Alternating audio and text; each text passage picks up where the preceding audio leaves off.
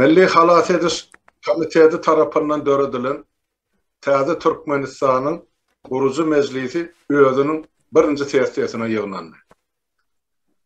Bu tarihi mejlisi açmagy maňa ursat edin.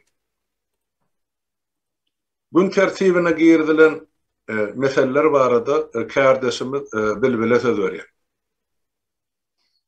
Salam hormatly watandaşlar we hormatly kardeşler.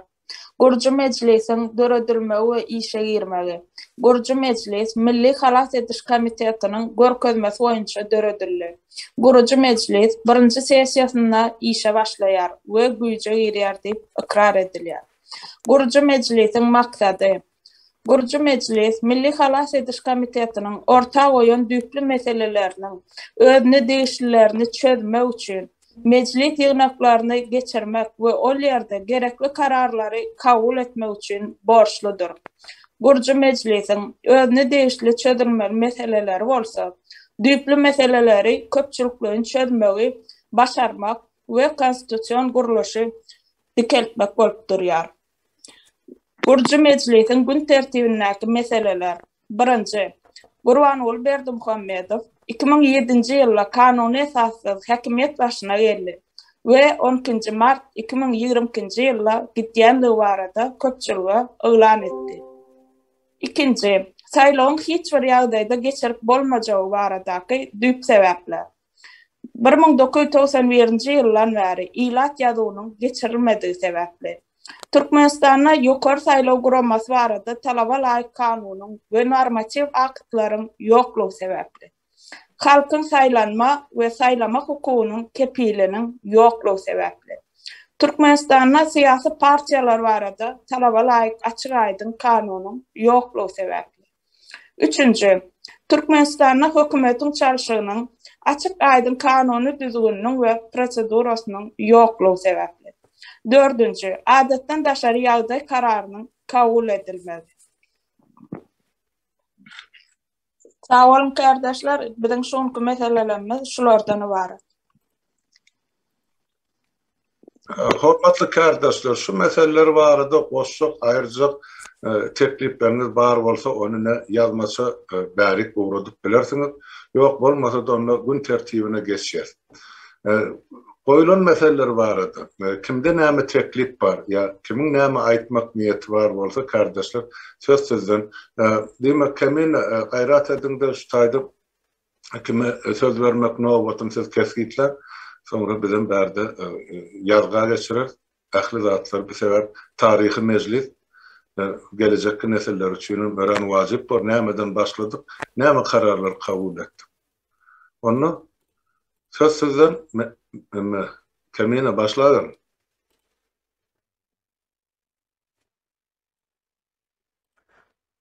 Sağ olun Hamurad ağa. Kardeşler, bugün iki mesele boýunça ýanky Bilbil kardeşimiziň okan maddalarynyň diňeje iki meselesini, ýani birinji we ikinjini ele almakçy bolýas. Bugün şu meseleleri ele alan wagtymyz her bir adama 3 minut wagt veriljekdir. Şu mesele boýunça pikirini aýtmagyna. 3 minutyň soňuna gelende mikrofonu ýa-da sesi ýapyljakdyr. Sesiňiz ýapylanda o goşmaça aýtjagym bardy diýip o sesiňizi açmazlygyňyzy haýyş edýän. Ine o birinji mesele barada deme açık. Gurbanuly Berdimuhammedowyň 2007-nji ýylda kanuny esassyz häkimet başyna geldi. Ve 12 Mart 2022-nji ýylda gidýänligi barada köpçülige elan etdi. Şu mesele boýunça mejlisdäki kardeşlerimiz nähili pikir edýär, seredýär we nähili karara gelinmeli. Kardeşler çekinmän, kimde şu mesele boýunça näme teklip bar, näme aýdara diýere söz bar, aýdyp bermeli, çekinip oturman. Birinji mejlis men düşünýän, aňsadym däldir, ýöne öwrenmeli, geçmeli ýolumyz şu. Ana kemine el galyrýan bar. Tuğçe kardeşimize söz vereli. Yankı birinci mesele boyunca. Sağ olun. Hormatly kardeşler, Türkmenistan'ın Konstitusiyasının 52. maddesinde Türkmenistan'ın prezidenti Gözkönü Türkmenistan'ın halkı tarafından 5 yıl mühlete saylanýar ve kasam kabul eden fırsatından öz vezifesine girişer. Türkmenistan'ın prezidenti saylamalın ve onun vezifesine girişmeyin tertibi kanun arkalı keskitlenýär. Kanun boyunca 2007 yılın fevralinden 2012 yılın fevraline çelli 5 yıllık mühlet bilen saylandı. Kanun boyunca şol mehlette 2017 yılda gutarmalıdı. Kanun boyunca Türkmenistan'ın prezidenti Gurbanguly Berdimuhamedov vezifesini tamamlap işten gitmelidir. Yöne ol kanunu bozup mekir hareket edip 2016 yılda konstitusiya ütketme girgizip prezidentlik mühletini 5 yıldan 7 yıla geçirilýär deyip karar çıkardı. Sonra da täze geçirilen mühlet boyunca konstitusiya ütketme salıp özü 3. gezek saylava girdi. Şol eýem kanunu bir kanun girmeyi bolýar. Girizdiği kanun boyunca onun 7 yıl mühleti 2024 yılda kutarmalıdır. Dolmalıdır. Emma Türkmenistan'ın prezidenti 2022 yılın 12. fevralinde "Men peygamber yaşına yettim, ornumu yaşlara berjek" deyip ilan etti. Türkmenistan'ın prezidenti Gurbanguly Berdimuhamedov'un peygamber yaşı bundan 3 yıl ozal doldu. Ve şu yerde sonra emele gelýär. Näme üçün 3 yıl ozal gitmedi ve näme üçün şu gün gidýär? Ve näme sebepten gidýär? Berde menin görüşüm boyunca Türkmenistan'ın prezidenti Gurbanguly Berdimuhamedov konstitusiya özü üçün ütketmeler girgizip ve özü de şol kanunları bozup gelýär. Yıllar boyunca kanunlar bozup gelýär yıllar boyunca. Ve yine de Türkmenistan'ın konstitusiyasının hiçbir maddesinde yazılan yeri yok. Prezidentlik vezifesini atadan oğula geçer deyip. Türkmenistan monarxiya del, patşalık del. Şonun üçün şu zatları unus vermeyiniz gerek kardeşler. Ve şuna göre karar vermeyinizi isteyen. Sağ olun. Sağ olun. Sağ olun Tuğçe kardeşimiz. Bu tayda ikinci olup Cemal Berdiýewa kardeşimiz söz almak isleýär. Buyurun Cemal Berdiýewa. Hormatly kardeşler, Türkmenistan'ın konstitusiyasının 92. maddesinde saylawlarda ses vermek gizlindir. Ses verilende saylawçylaryň öz erk islegi beýan edişine gödekçilik edilmegine yol verilmeýär deyip kabul edilen.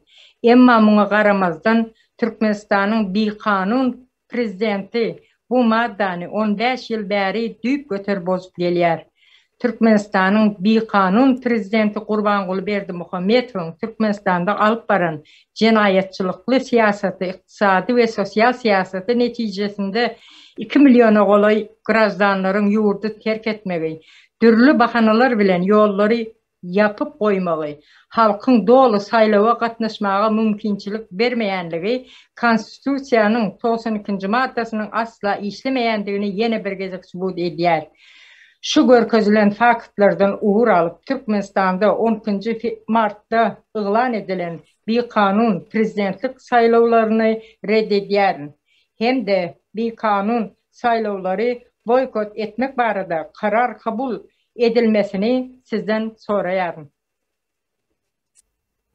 Sağ olun Cemal Berdiýewa ýyldaşymyz. Sağ olun. Bu tayda saylaw arada gurulun giden okda eğer ünsüňizi çeken bolsa yankı tema barada söz alsak gowormukan diýen. Yankı ýatladyp geçeli Gurbangulynyň o gidişi barada. Yani bir kanun gelişi var.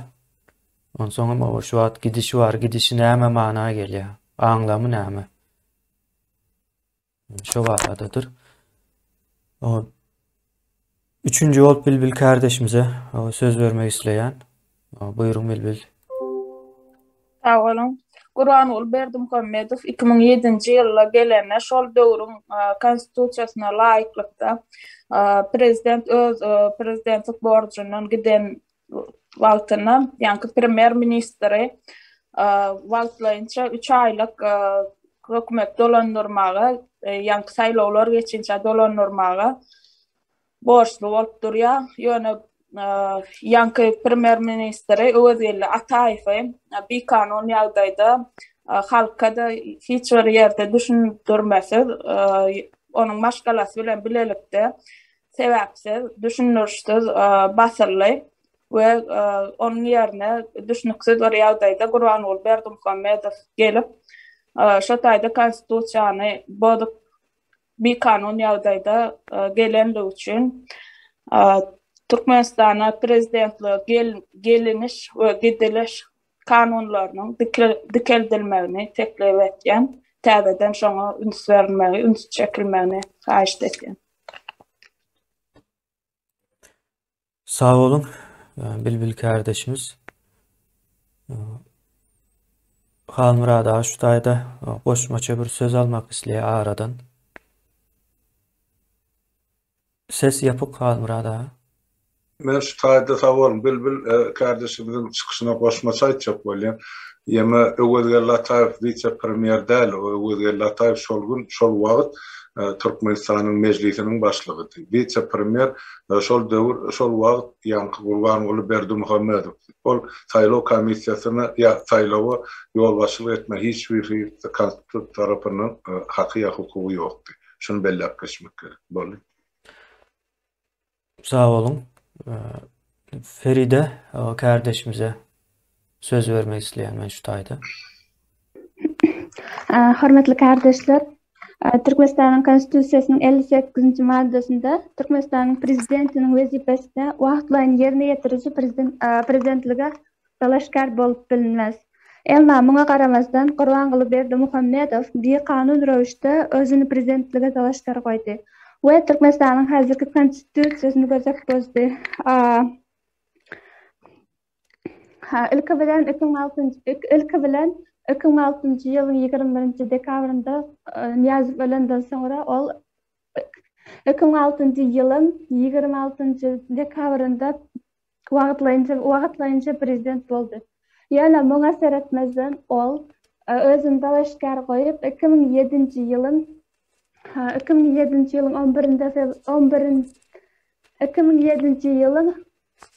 11-nji fevralynda prezident bolup, şo ýylyň 14-nde Türkmenistanyň prezidenti diýip ilgan edildi. Bu bolsa Türkmenistanyň hazırky wagtda konstitusiýasynyň 58-nji maddesyne karşı 58-nji maddesyny gödek bozdy. Şoň üçin onuň eden elçeken lalaşlarynyň hiç biriniň ýuridik güýçi ýokdur diýip şol barada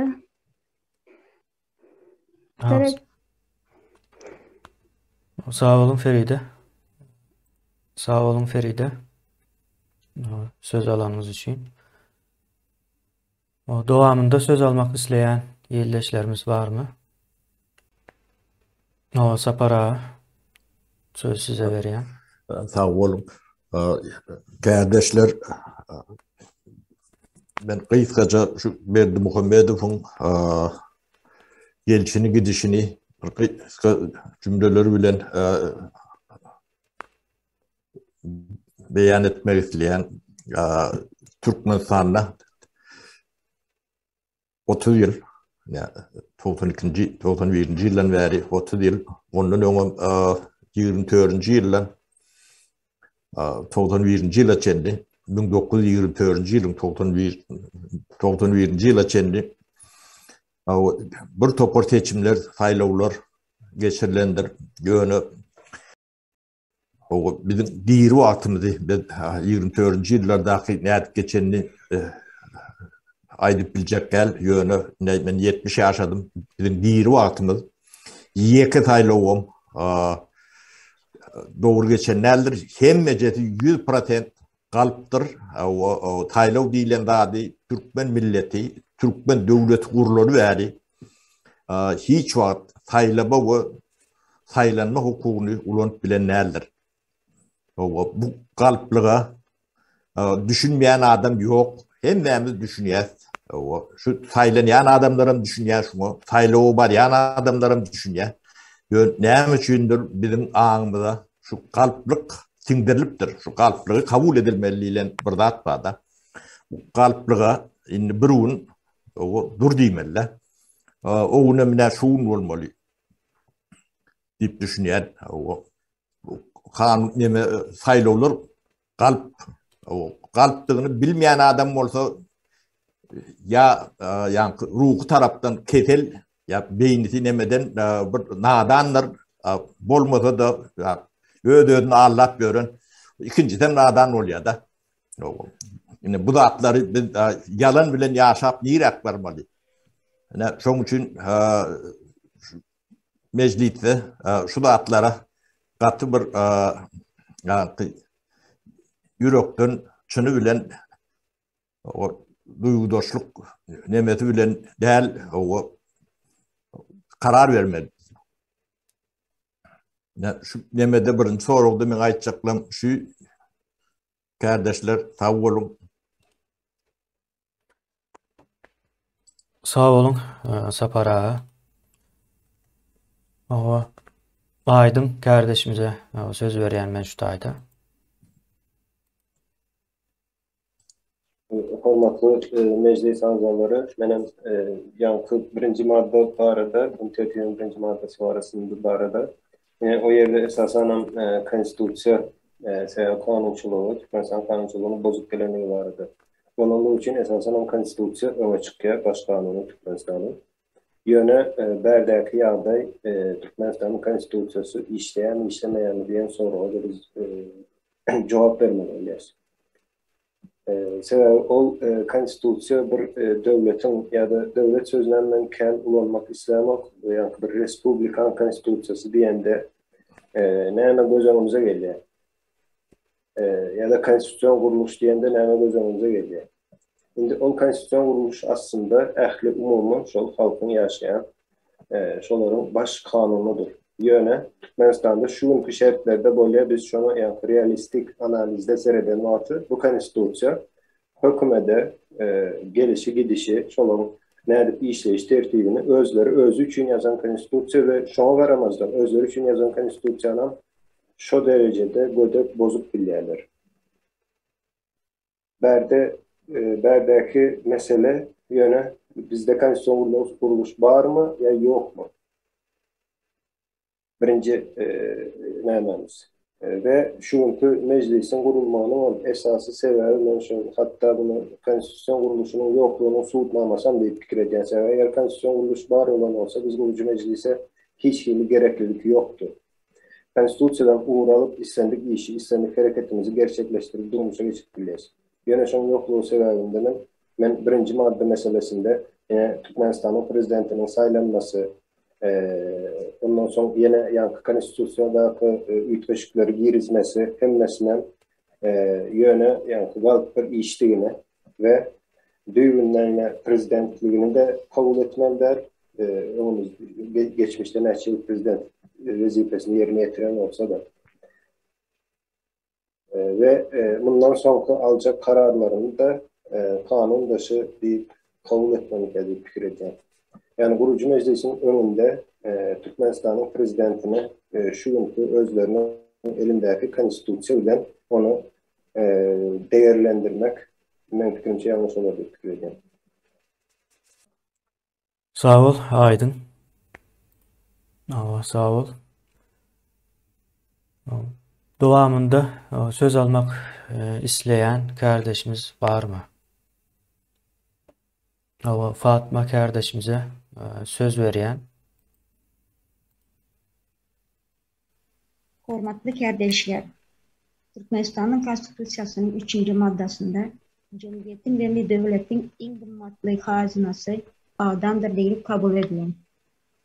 Ama buna qaramazdan Türkmenistan'ın prezidenti bu maddanı 15 yıl beri büyükgeter bozup geldi. Gurbanqulu Berdimuhamedov'un Türkmenistan'da alıp baran cinayetçılıklı, siyasi, iktisadi ve sosyal siyasatı neticesinde 2 milyona kolay grajdanlaryň ýurdu terk etmegi muňa aýdym subutnamasıdır. Köpçilikleýän işsizlik, ýollaryň ýapyklygy, medisina hyzmatynyň juda tesligi, Konstitusiýanyň 3-nji maddasynyň asla işlemeýänligi ýene-de bir subut edýär.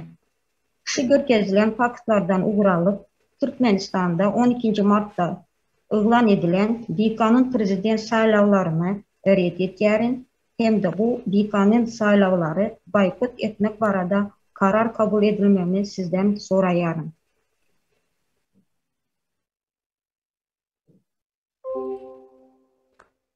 Sağ olun. Yine de yankı neme gaýdyp geljekde saýlaw meselesine nähil diýsem. Edil ýakyn däl, saýlawyň nemesine karar beremzok biz bu taýda. Bildiriş bermek isledim. Yankı Gurbanogly Berdimuhammedowyň BK-nyň gelişi ve şu wagt gidişine bir kommentariýa meclis hökmünde bir kommentariýa bermelidir. Şo aradadır. Ruhsat verseniz ben özüm şu taýda söz almakçı.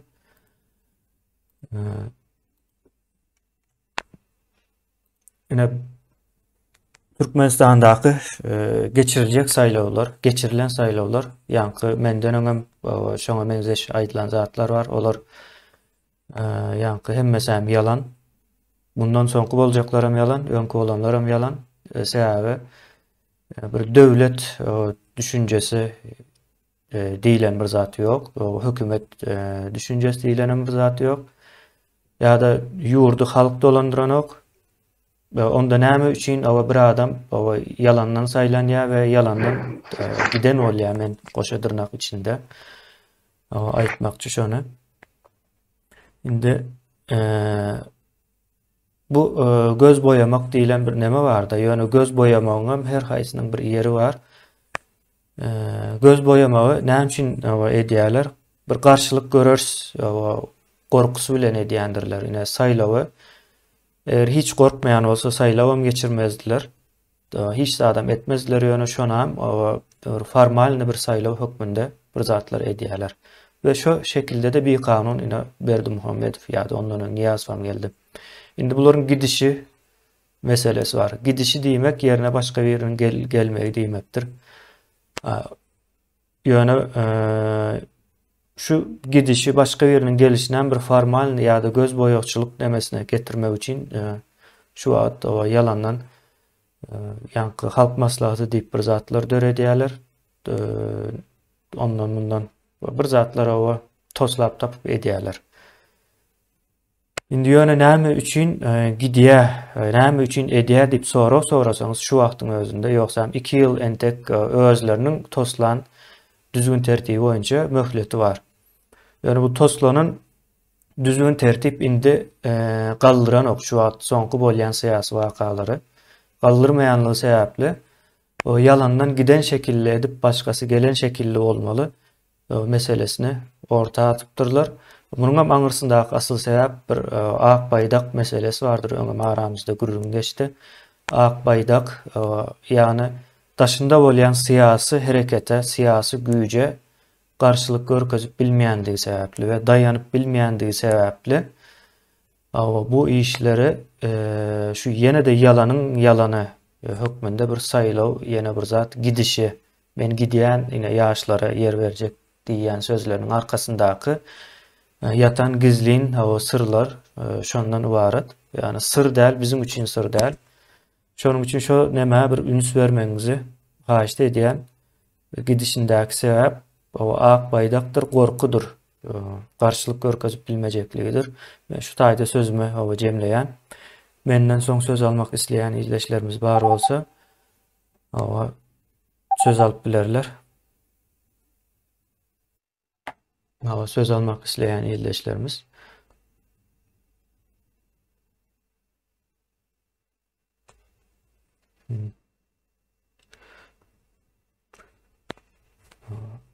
Kardeşler, başka koşmak isleýän zadyňyz barmy ýa-da aýyrmak isleýän zadyňyz barmy? Aýdyn kardeşimize ikinci sözünü berýän. Hormatly meclis azaları, men şu birinci madde barada elbette ona karşılığı olan bar olsa önümüzdeki meclis sesiyasına alıp biler. Yani şu anki meclis sesiyasında şu barada bir sese koymağı şu maddanı ve bir karar almamızı teklif ediyor. Ve gündemdeki birinci maddamızın işlenen şeklinde, ikinci mecliste işlenen şeklinde yanlış ama dolanıp gelmezliği için işlenen şeklinde olsun isteyen. Sapara söz berýän.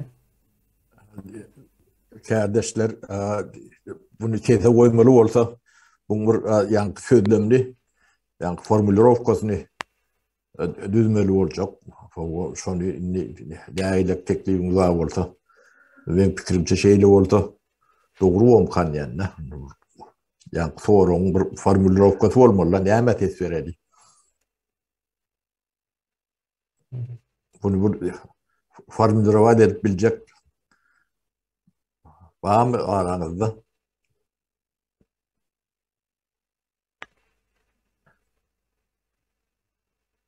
O ya da Berdi Muhammedov'un gitmelerini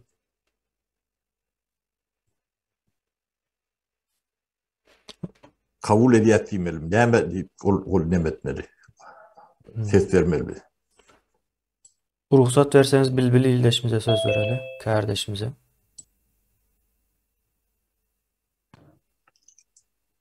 Gurbanul Berdimuhamedov'un gelişi ve gidişi kanunu yağdaydamı ya da bir kanun yani şekillede fesver olur mu kadip düşünen? Şeyle formülerovkada sese koysak nahil olur.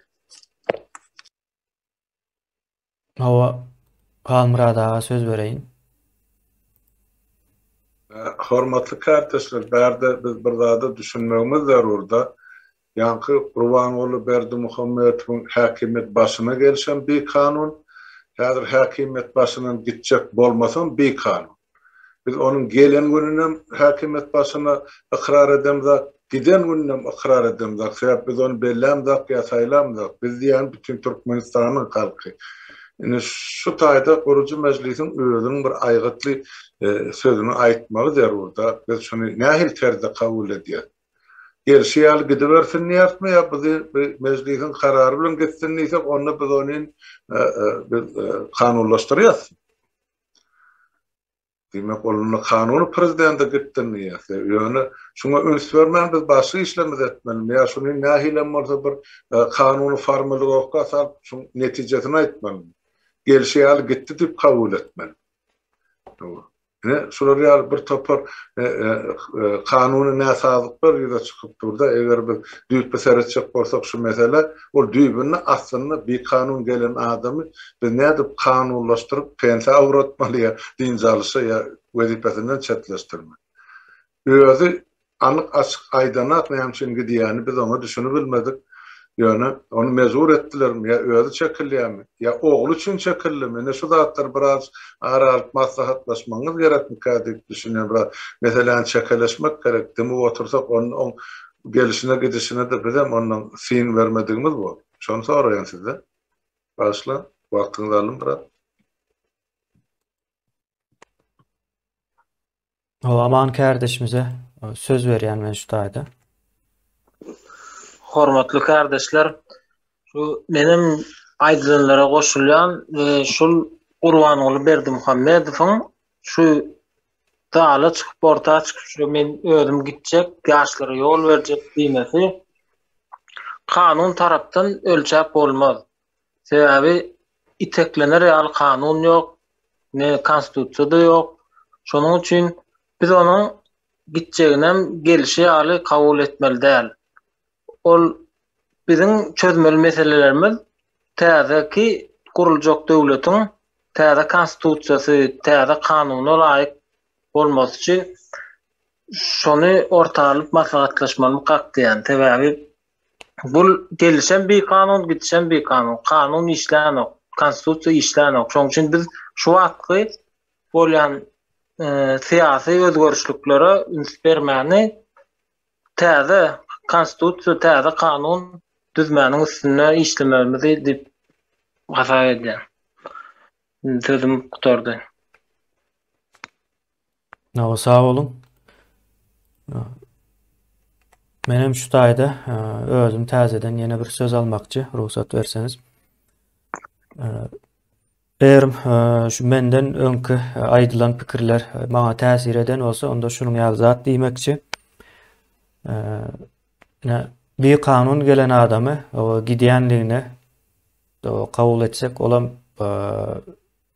bize de doğru gelmeye, onsoň onun bir kanun gelennem kabul eden bolýas, ýa-da kanunda yarımı doğru, yarımı ýalňyş bolsa da kabul edilýän bir zat barmy ýokmy, onu bilemok. Ýöne pikirimçe bolmaly däl, doğru gelmeýär. Ama biz munuň ýanky gidişine arkadan o bir zatlar täsir edýärmi? Yani ona şu çözgüdü, gitme çözgüdünü kimler berdi? Sonra bu taýda ýatýar. Ýöne beýleki tarapdanam ýanky daşyndaky bolýan siyasi hereketlik mecbur etdi. Ýöne çözgüdün hem ine şonuň ýaly özlerçe tapan bolmaly. Şu taýyk o üns çeksek, meniň pikirimçe bu arkaýyn gidip bilmeli däl. Hasaba çekilmelidir. Giden ýagdaýynda da biz kabul edemiz yok. Sebäbi hasabyny bermän hiç ýere gidip bilmeýär. O gelişini hem kabul edemiz yok. O gidişini hem edil gelişini kabul etmeýişimize ýaly ona hem edemiz yok. Sebäbi gidişini kabul etsek, gelişini kabul eden bolýas. Ine şu taýda bir terslik döreýär. Şonuň üçin biz hökmän suratda bu taýda dogry bir neme gelmeli. Bunun Berdimuhammedowyň gidişi bir akbaýdak ýa-da bir siyasi akbaýdak diýeli özleriniň nemesi bir gaçyş ýa-da çıkalgy hökmünde görýän bolmaklary gaty mümkin. Ýene men şo pikire, şu taýa atýan şo pikire nähil seredip bilersiz, belki başga bir pikiriňiz bar bolsa ona hem goşup bilersiňiz. Sözüm şu taýda jemleýän Halmurada söz berýän. Menem şu taýda kemin aňaýdarlaryň üstüne öz pikirimi goşmakçy bolýan kardeşler. Seredin indi şol adam indi çekiler de wezipesinden 10-njy martdan aňyrda Türkmenistana prezident ýok. Formal taýdanam şol eýlen bolsa, bir kanun eýlenem bolsa, emesi kölegesi bardy da, ýani şol Gurbanulyň prezident hökmüne. Indi 13-njy martda şol hem ýok bizim Türkmenistanda. Näme üçin ýok? Ol şuň gün geçirjek bolýan bir kanun saýlawlary ol gülkünç dünýäň tejribesinde ýok. Şolar ýaly 28 günüň içinde hem saýlaw eglan edildi, hem ýanky dalaşgarlar eglan edildi, hem bolar halkyň öňüne çykdy, hem de saýlaw geçirildi. Bu akla sygmajak zatlar. Ola oglumyşyn şol atyny itini getirip ýerine oturtjagan bolsa şol bir kanun. Diýmek 13-njy martdan aňyrda bizim Türkmenistanymyzda hiç şeýli hökümet hem ýok, hökümet baş tutanam, döwlet baş tutanam ýok, konstitusiýanyň kepili, ýanky prezident wezipesi hem ýok, özem ýok. Ine şu barada biz nähil karar kabul etmeli. Ine Gurucu Meclis hökmünde. Biz özümüze bir degişli karar kabul edip, şondan sonra ikinci, üçüncü adımları biz etmeli var kanunçulukda. Men de şonu ýatda diýdim. Sağ olun. Sağ olun. Bu taýda Sapara söz vermekçi. Sağ olun. Ýanky Halmurada aýdanlaryndan uğralıp 13. Mart'tan Türkmenistan'ın formal taraftan prezidenti ya da yol başçı yok diýilen ýagdaý kabul edilýär da. Oň ýerine indi ýok boldy. Döwlet işlemeler 4-5 milyon halk var. Oň ýerine adatdan daşary ýagdaýy eglan etmeli menne teklip bar da. Yani 13. Mart'tan o Türkmenistan'da adattan aşarı yağday kabul edilmeli diyen bir teklifi sizin tesinize ödürlemek isteyen. Hemen boğulup kemini. Sağ olun. Aydın kardeşimize söz verecek şu dayda. Ne şu birinci madde var da o maddedaki ona atılan yankı teklif benim fikrimce şu fermier noktası birazcık yanlış mı kalıyor? Sebebi yine şu an 15 tane söz alan kardeşimiz oldu ve 15 tanesinin içinde de ortaça hem meselelerden vaktın birazcık bir karışıklık var.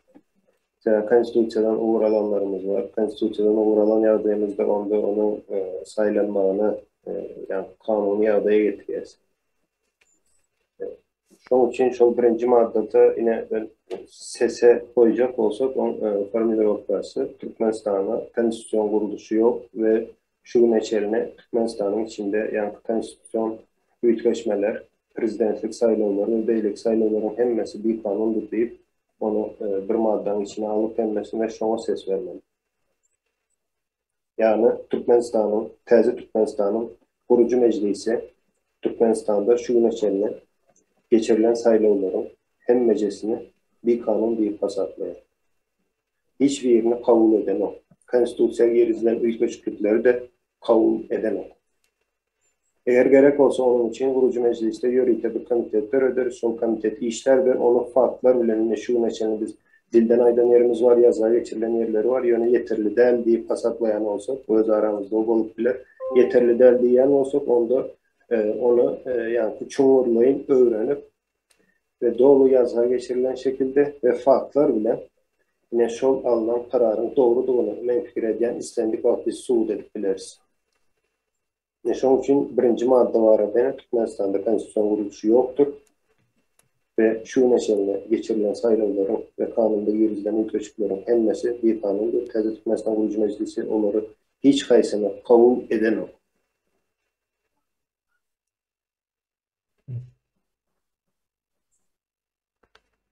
Sağ olun.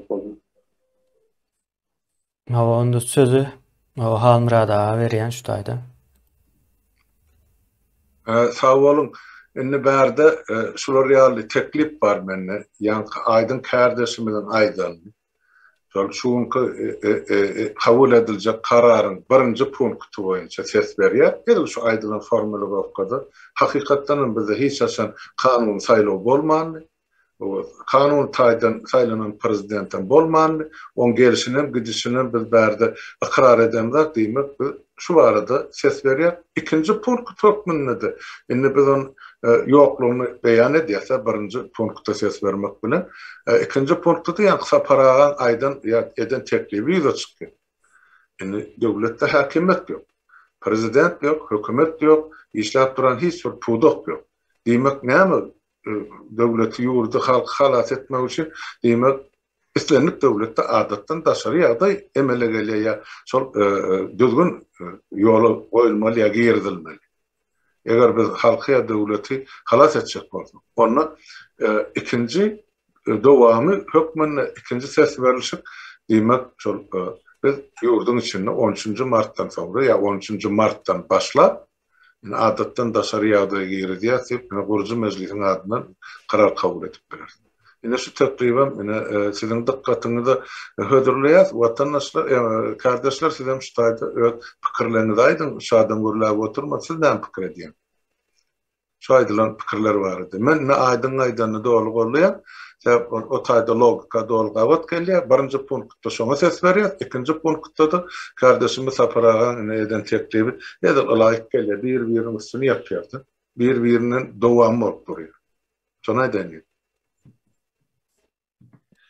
Sağ olun. Bu zatlaryň üstüne pikirini aýtmak isleýän barmy?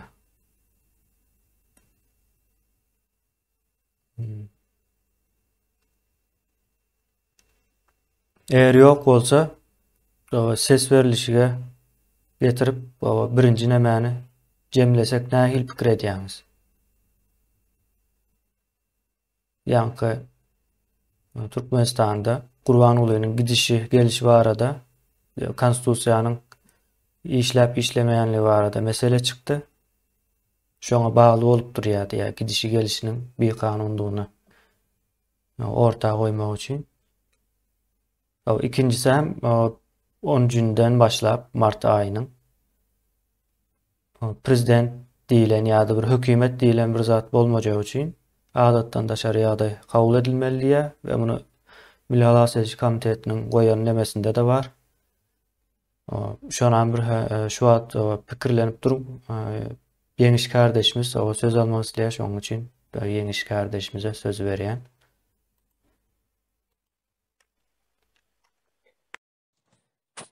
Kardeşler, men Gurbanuly Berdimuhammedowyň gelişem, gidişem bir kanun hasaplayan Konstitusiýanyň 58-nji maddasyna Türkmenistanyň prezidentiniň wezipesini wagtlaýyn ýerine ýetiriji Türkmenistanyň prezidentligine dalaşgar bolup bilmez diýip ýazylgy. Gurbanuly Berdimuhammedow gelen günü konstitusiýany bozup geldi. Şoň üçin men häzirki bar bolan Türkmenistanyň konstitusiýasyna salgylanmak islämek, men guruju mejlisiň Agdaty höküminde Gurbanuly Berdimuhammedow prezidentlige bir kanun geldi we prezidentlikden gidende de bir kanun gidýär diýip karara geldim. Sağ olun. Sağ olun. Aydın kardeşimize söz verýän. Başka pikirini aýtjak ýok bolsa, onda şol birinji madda barada onu biz birazcık büýükletmeli oldukça ýalňyşlygy, biraz formulovkasyny ýalňyşlygy orta çykdy. Yani gelen tekliflerin netijesinde. Onda biz şol birinji maddany ine onu eger bugün o maddanın üstünde işlemeli diýseniz onda soňky sessiýalarymyza goýup bileriz. Ýöne men şoňa bir karar alınmagynyň tarapdary we şoňa teklif berýän otaýda formulovkamyzam onu ýazyp görüşinde de hemen ýeni täzeden getirirler. Ýöne şoňa dilden men aýdaýyn ýalňyşlyk bolsa ondan soň kanuny dilde ýazyp okaýan kardeşlerimiz onu düzelder. Ýöne men şonu öz dilimden aýdyp berjek. Ine Türkmenistanda konstitusiýa guruluşu ýoklugy sebäpli Gurucu Meclis Türkmenistan'da 91-nji ýyldan şu güne çenine geçirilen saýlawlary konstitusiýaga girizilen ýygyşyklıklaryň hemmesine bir kanun bir hasar edýär ve hiçbirini kabul eden ok. Yine şoňa ses vermek barada sizi yine şu ses vermek barada çağırýan elbette ona karşı fikirde olanımız ama bilir olur ama fikirini aýtdylar, düşündürüpdiler, belki men ýalňyş ýandyrym. Ses verme meselesinde de kardeşler berde yine Gurucu Meclisiň azasyldygyňyzy ýadyňyzdan çykarmak. Birinji maksadymız näme? Täze Türkmenistany gurmak, Türkmenistanda konstitusiýa guruluşy diketmek. Nesil üçin, neslin ýaşaýşy üçin, gowy şertlerde ýaşamak üçin şolara garanti töretmek ve ilatyň, halkyň oňat durmuşda ýaşamaklary, olan azatlyklaryny goralmaly, halkyň, milletin iradesini goralmaly. Yine şu zatlaryň hemmesini göz öňünde tutup, yani ak yürekden ses vermemizi isleyen kişiler ya da subjektivne düşünce bilen ses vermek yanlış olur. Ve şol bir wagtyň özünde de Gurucu Meclisiň üstünläki ya da hemmemizin üstümüze düşýän agzalaryň jogapkärçiligi de ýatdan çykarman, yani ýalňyş ses vermen, ýalňyş bir näme ses vermen diýip aýtjan hemmemize değişir zaten. Bugünkü alınacak kararlar tarihe girecektir. Hemen biz jogapkärydiriz hemmemize. Şoň üçin ýanky maksadymyzdan öňünden aýdaýyn diýdim, ýatyrdaýyn diýdim, o elbette kendi gurruna bilip duran olsa, işin içinde olan son maksadımıza kendi seredemiz yok. Yani yine de ben ýatyrdaýyn diýdim. Maksat neslimiz üçin onu yaşayabilecek, şertleri göredip vermek, Türkmenistan'ın konstitüsiyon kuruluşunu dik etmek. Täze Türkmenistan'ı respublikanı kurmak. Şoňa ýazyrak. Onda ses verilişiye geçecek olsak onun tertip düzgünü näme bolmaly? Ondan kenine kardeşimiz ya da bir kardeşimiz aytıp versin. O Halmurada bir düşündürüş verecek bu arada. Hormatly kardeşler, bärde ses verilişikde üstan sözlerlenilýär. Razy diýmek elin galyrýa, karşı elin galyrýa, sonra saklanan barym diýileni saklanarlar elin galyrýa. Şu aýsam bolsa üç teklibiň birine her bir ýanky mejlisiň agzasynyň haky bar. Ýöne üçüsine de ses vermelerle şu ýanky ya aýdan ýanky girden teklibini gollaýasylyny el galyrýa, gollamaýasylyny diýenim el galyryp bile razy däl adamlar ýa-da şu ikisine de men ortalyk pikirde diýse onna saklanan bolýar da ses beremek. Düşündiňiz mene şular ýaly terde ses bermeli. Sag bol. Onda kardeşler yankı o teklibi o ses verilişige alalı. O täzeden okap berýän Türkmenistanda 92-nji ýyldan bäri konstitusiýon guruluşyň ýoklugy sebäpli 92-nji ýyldan başlap şu güneçelli geçirilen ve bundan soň geçiriljek saýlawyň bir kanundugyny yglan edýäs. Siz bu karara razymy?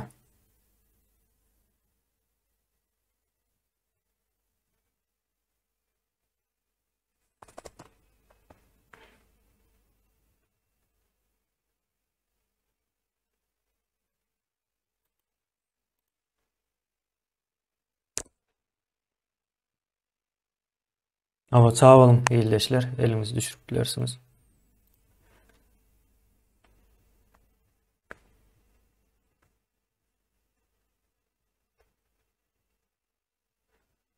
Bu kararı karşı çıkan var mı?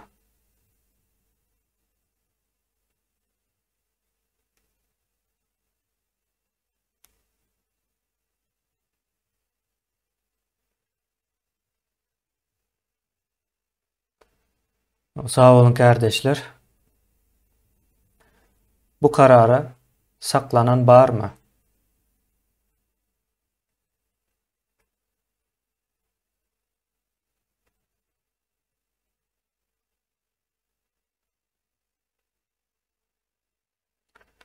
Sağ olun kardeşler. 92-nji ýyldan bäri konstitusiýon guruluşyň ýoklugy sebäpli 92-nji ýyldan bäri we şu neçeli geçirilen saýlawlaryň we bundan soň geçiriljek saýlawlaryň bir kanundugyny yglan etme kararyny gurucu mejlisiň tarapyndan bir agzdan ses vermek bilen kabul edildi. Sağ olun kardeşler. Indi ikinci yankı goýulan mesele barada ses verilişige gitmeňizi haşt edýän. Türkmenistanda 13. Mart 2022-nji ýyldan başlap hiç bir iň azyndan formalny bir hökümetiň ýa-da prezident diýip kabul edilýän dolandyrışyň bolmajagy sebäpli Türkmenistanda adatdan daşary ýagdaýyň girizilmegi baradaky karary yglan edýäs. Bu arada razy bolanlar barmy?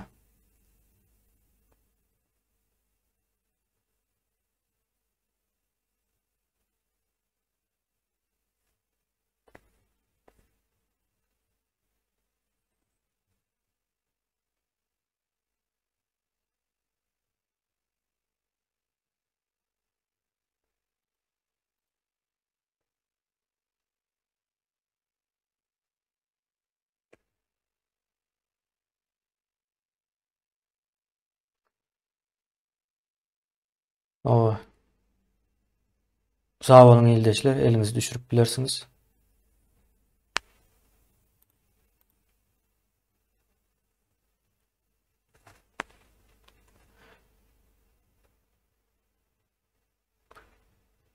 karşı çıkan barmy?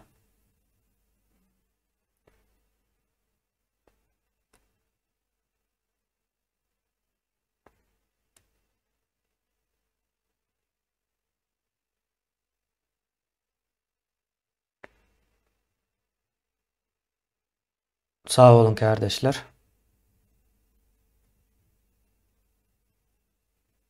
Sağ olun kardeşler. Elinizi düşürüp bilirsiniz. Saklanan var mı?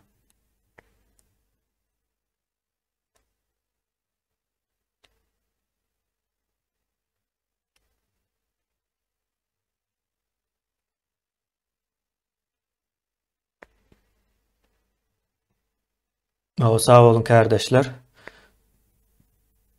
Bir kardeşimizin daşında hemmekim kabul ediyen deyip ses verdi.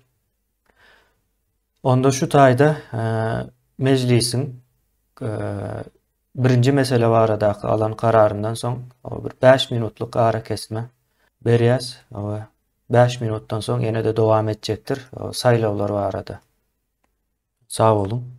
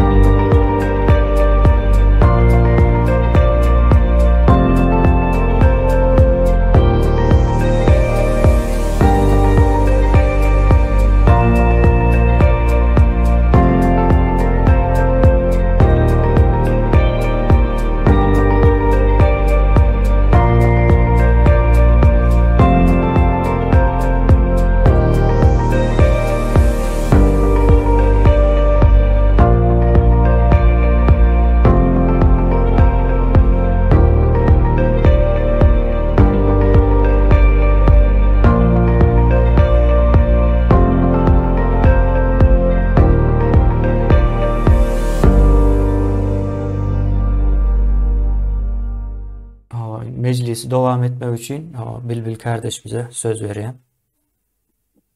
Sağ olun. Gurcu meclisin gün tertibindäki meseleler ikinci mesele. Saýlawyň hiç bir ýagdaýda geçirip bolmajagy baradaky düýp sebäpler. 1991-nji ýyldan bäri ilat ýazywynyň geçirilmediği sebäpli.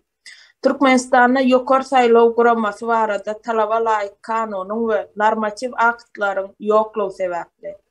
Halkyň saýlama we saýlanma hukugynyň kepiliniň ýoklugy sebäpli. Türkmenistanda siyasi partiyalar barada talaba laýyk açyk aýdyn kanunyň ýoklugy sebäpli. Ine kardeşler, ikinci meselemiz şulardan ibaret. Saýlaw meselesi. Sağ olun. Indi şu mesele boyunca Türkmenistan'da saýlawyň hiç bir ýagdaýda geçirip bolmajagy baradaky düýp sebäpler diýip 4 sany esasy sebäp aýdyldy. Milli Halas Etiş Komitetiniň birinji öňe sürýän demesidir we bu taýdan aýryp bolar we goşup bolar ýa-da täzeden üstüne pikirlenme getirip bolar. Bu arada birinci mesele 1991-nji ýyldan bäri ilat ýazywynyň geçirilmedigi sebäpli saýlaw bolup bilmez diýilen bir neme var. Ortağa atılan düýpli bir mesele var. Şu mesele nähilser edýäňiz şu mesele barada giňişleýin bilýän nemäňiz bar bolsa, maglumatlaryňyz bar bolsa ona ortağa atyp bilersiňiz. Hamrada söz berýän men şu taýda. Sağ olun kardeşim. Kardeşler, ne Türkmenistanyň soňky ilat ýazywy 1991-nji ýylda geçir. Şol ilat ýazywyna laýyklykda Türkmenistanyň territoriýasynda 3.840.000 adam ýaşaýar diýip aýdylgan. Ondan bäri 2010-njy ýylda Gurbanoğlu Berdimuhammedowyň ýa-ni hakimet başynda oturan ýyllarynda geçirilen ýene bir ilat ýazywy bar. Ýöne şol ilat ýazywynyň netijesi halka aýan edilmedi. Munyň sebebi nämeden bolup biler? İki zat bar.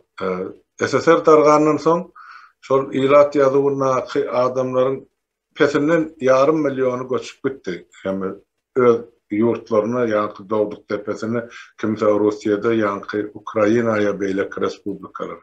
Sebäp şol 3.840.000 adam içinde ýa-ni Türkistan harby okrugyna girýän 2 sany diviziýa Türkmenistanyň territoriýasyna ýerleşýän. Olaram çykyp gitdi, diňe şol serhat gullugyna işleýän şol ofisierler galydy, meselem olam 96-njy ýyla şeýle. Sonra olaram gitdiler. Indi näme bar berdi? Niýazow 2005-nji ýylda eglan etdi, ine Türkmenistanyň ilat sany 7 milyona ýetdi. Ol düýbünden ýalyn maglumat oňa ýetmäge hiç ýyl mümkinçilik ýokda. Sebäp 91-nji ýyldan 2005-nji ýyla çelli 14 ýylyň dowamynda Türkmen ilat sany 2 köpelmäge hiç ýyl mümkinçilik ýok. Sebäp oňa da aýdylýan salar bar, ona mysal getirip aýdyn. Şol ýyllar hökümet özü bilmezden, ýaşaňa zatlar üns bermezden her ýyl Türkmenistanyň mekteplerine 105-106 min çağı birinci klasyň eme basagasyna nätleýär diýip aýdylýar. Onu hasaplap görüberin, 105 min çağı her ýyl eme ýa-ni dogýan şol bolýar da ýa-ni mektebe birinci klasa barýan. Yani 18 ýaşaýança olaňam belli bir prosenti ýok bolýar, durly keselçiligi bar. Demek şol 100 miňden hasaplamazda da demek ol 14 ýylda 1.400.000 adam bolmaly Özbekistany.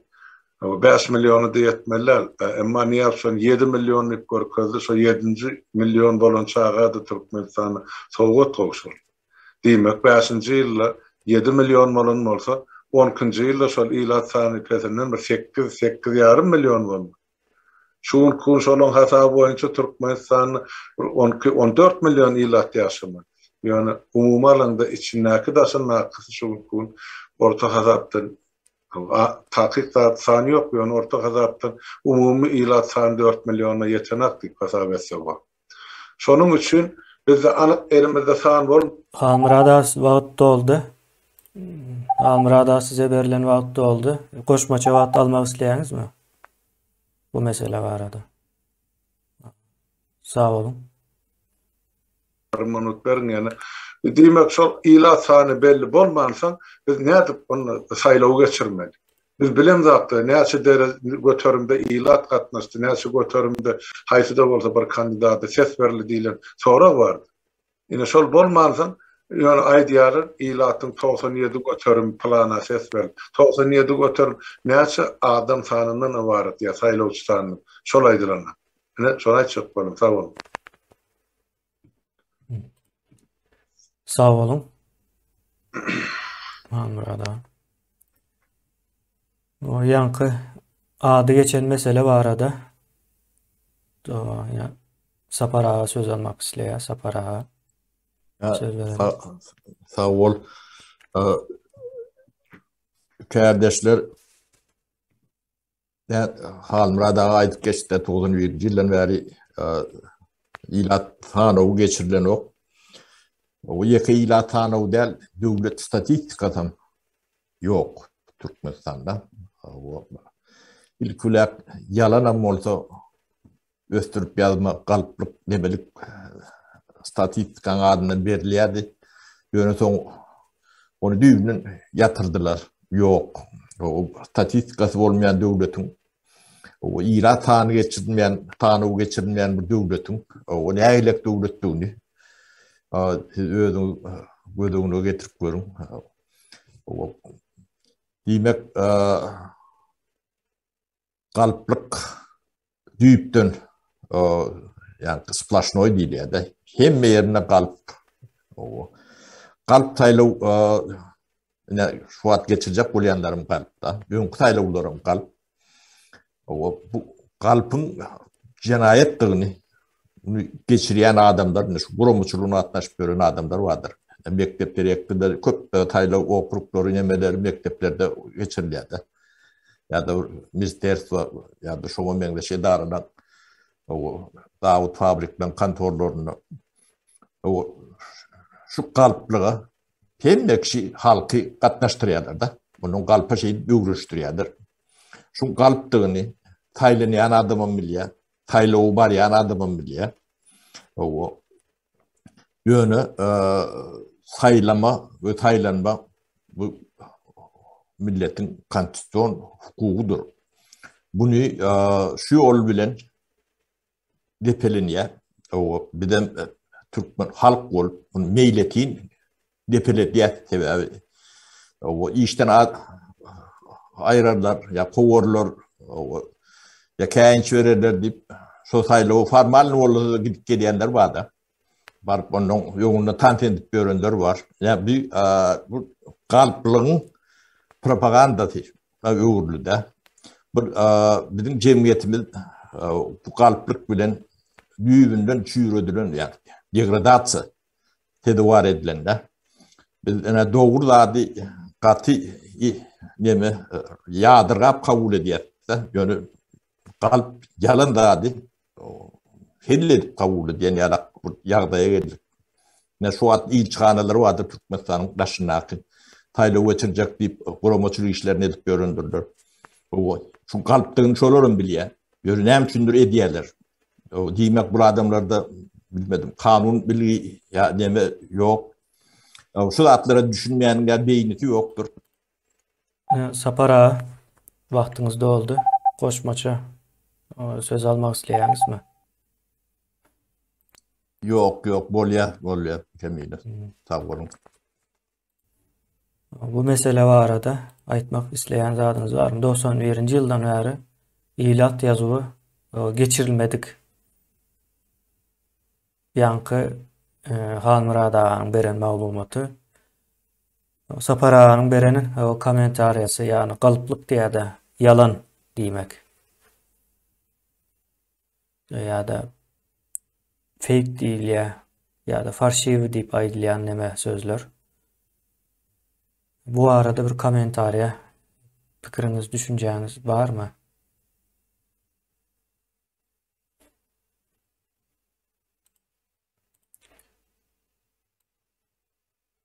O Yeňiş kardeşimize söz veriyen. Kardeşler, men şu saylawy geçirip bolanok dip hasaplayan sebäbi şu wagt Türkmenistanda saylaw ýaşyna ýeten saylap biljek adamlaryň Türkmen raýatlarynyň %80 götürmü, %70, %80 götürmü ýurtdaşynda, esas ýurtdaşynaklaryň hemmesi saylaw ýaşyndaky adamlar. Bulary ýurdun içine salmazdan içindekiler bilen saylaw geçirmek bir kanundur. Bir kanun hasaplayarym. Şoň üçin sebäbi ýurdun daşyndaky ähli watandaşlary ýurdun içine salmalydyr, ýollar açylmalydyr, ondan soňra saylaw geçirilmelidir. Sözüm utardım. Sağ olun. Bu arada başka söz almak isteyen var mı?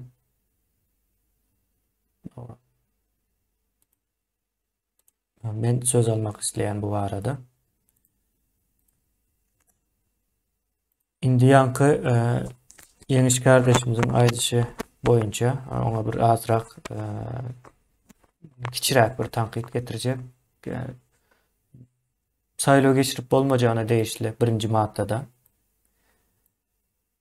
Yine saylaw ilat ýazuwy, ýani sany belli bolmadyk halkyň ýarysy yine çak edip aýdýasy, ýarysy taşynda diýip. Şonuň hemmejesini içeri getirip hem ýene de saylaw geçirip bolanok. Sebäbi ilat ýazuwy ýok. İlat ýazuwy ýok ýerde saylaw geçirip bolmaz diýilip men şol düşünjäni özümçe kabul edýän we şonu şu taýda da aýdýan. Men sözüm şu taýda jemleýän. Bu arada başka goşmaça pikir aýtmak isleýän barmy? Eğer ýok bolsa saylaw geçirip bolmajaklygyna sebäpli meselelerin ikincisine geçmek isleýän.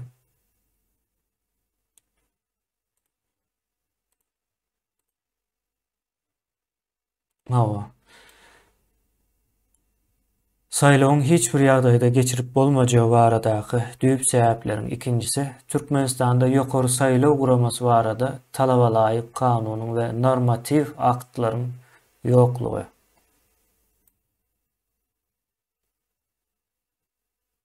Bu arada pikirini, düşünjesini aýtmak isleýän kardeşlerimize söz vereli. Sapar ağa. Sağ ol. Size söz vereyim. Ne şoňa tutnama şu at saylaw geçirjek bolup bölürde. O saylaw komiteleri we zat diýip demek bölür. Ýurdun içinde de daşynda da ýyçganalarda. O şo komite baý bolsa, şo guruluş baý bolsa, o birinji orta goýmaly meselesi, o biz halkyň näçedigini o bilemzok. Bulun hatawy ýok, ýerlerinde pasporty ýok. Bu saylaw geçmeliler diýmeliler. Şunu diýip bilmeýän bolsa, diýmek o guramada düýünden ýok. Ne şu ödöri subut edýärler. O men ne şu jaga diýerdim şeýle jemläýin kemine, bollum sag bolun. Sağ olun. Sapar ağa. O sözü Aydın kardeşimize vermek isteyen.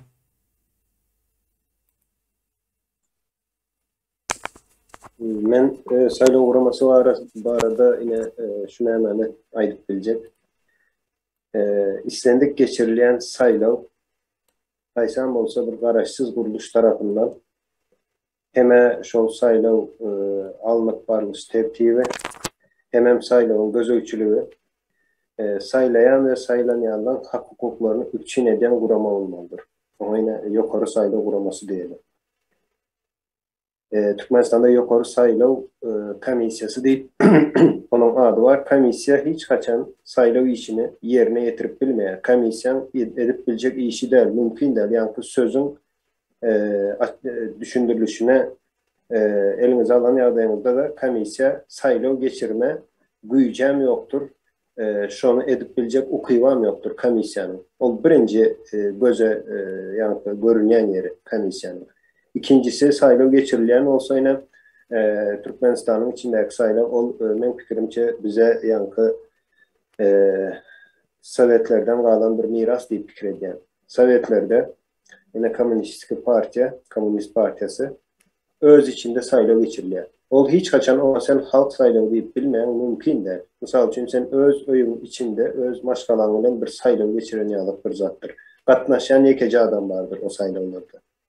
Ve şu saýlawda ýekeje adamy saýlamak üçin ses berýän ýene ýekeje adam bardyr ýa-da ýekeje bir akyl bardyr. Yani öz özünü saylamaktan ibarettir bu saylawlar. Häzir bardy geldi yine dürlü partiyalar bar diýip bir şoňalyk göz öňüne getiren ýagdaýymyzda saylaw guramasyny äli işleýär. İki sana partiya var. A partiyası var, B partiyası var. A partiýasynyň öz saylaw guruluşy var, komissiyasy var. B partiýasynyň öz saylaw komissiyasy var. Çykjak netije näme bolar siziň pikiriňizçe? Öňünden belli. Yani öňünden näme netije çykjagy belli otaydy. Öňünden belli bir zada saylawa gitmek diýmek näme diýmek? Ine sorag bu. Näme boljagyny bilýän ýene gidip saýlaýan. Mümkinmiş o zat. Ine saylaw guruluşy diýmek, saylaw guramasy diýmek, saylawlary organizawa edilýän guruluşdur ve tarapsızdır. Onun tarapy ýokdur. Oňa şanda elbetde altyapysy diye sapırağda geçti ilat yazığı vardı. Saylayan adamlar sağında onlar biləymeli. Bilmən o işe girip bilmeyen. İslendik bu näme meselesi değildir. Dünyanın İslendik ösen devletleri olsun, teknokrat devletleri olsun, teknokrat kuruluşlar olsun, spesialistler olsun, şoları getir Türkmenistan'a şu ülkünün birinci diyecek zatı saylaw geçirmek mümkün değil diyer.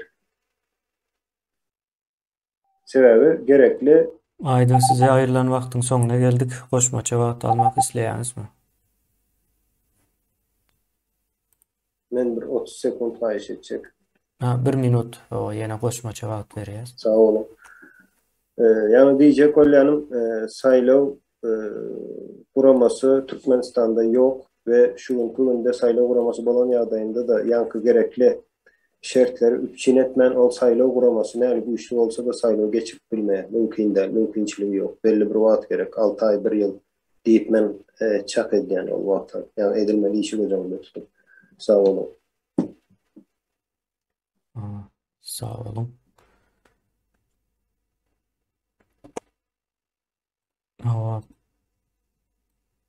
Ady geçen mesele barada pikirini aýtmak isleýän barmy?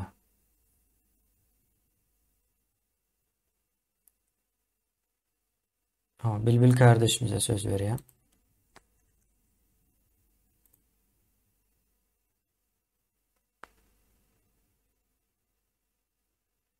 Bilbil kardeşimizin mikrofonu açık değil.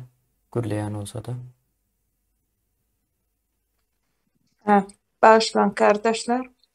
Men yankı Türkmenistan'a ýokary saýlaw guramasy barada talabala aýt kanunyň we normativ aktlaryň ýoklugy sebäpli şu Türkmenistan'a geçirilecek saylawlar bir kanun ve şoňa adamlar gatnaşmaly däli nemetde hasap etýän we öz gurucu meclisimizde talabala kanunlary ve normativ aktlary döredilmegini teklif etýän. Sağ olun. Sağ olun. Birinci tekliflerimiz gelip başladı. Bu mesele barada, adı geçen mesele barada pikirini aýtmak isleýän ýerleşlerimiz barmy? Açıktır. Arkaýyn söz alıp bilýäňiz.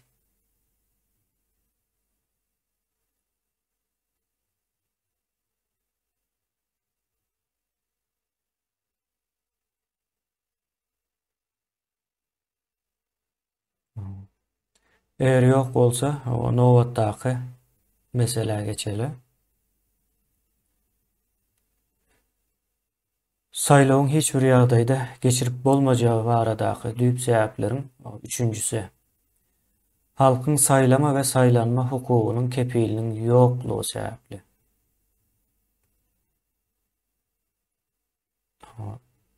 Kardeşler, Türkmenistanda saylawa gitseňiz hem o siziň şu saylan ya da saylajak nemäňizi ya da saylanjak bolsaňyz hem o şu hukugy gorayan hiç bir gurama ýokdur. Gazanan bolsaňyz hem gazanmadyk hökmünde görkezilýär. Saylan bolsaňyz hem saylamadyk hökmünde görkezilýär. Diýilen mana gelýär. Şu öňe sürülen teklip barada näme pikir edýäňiz?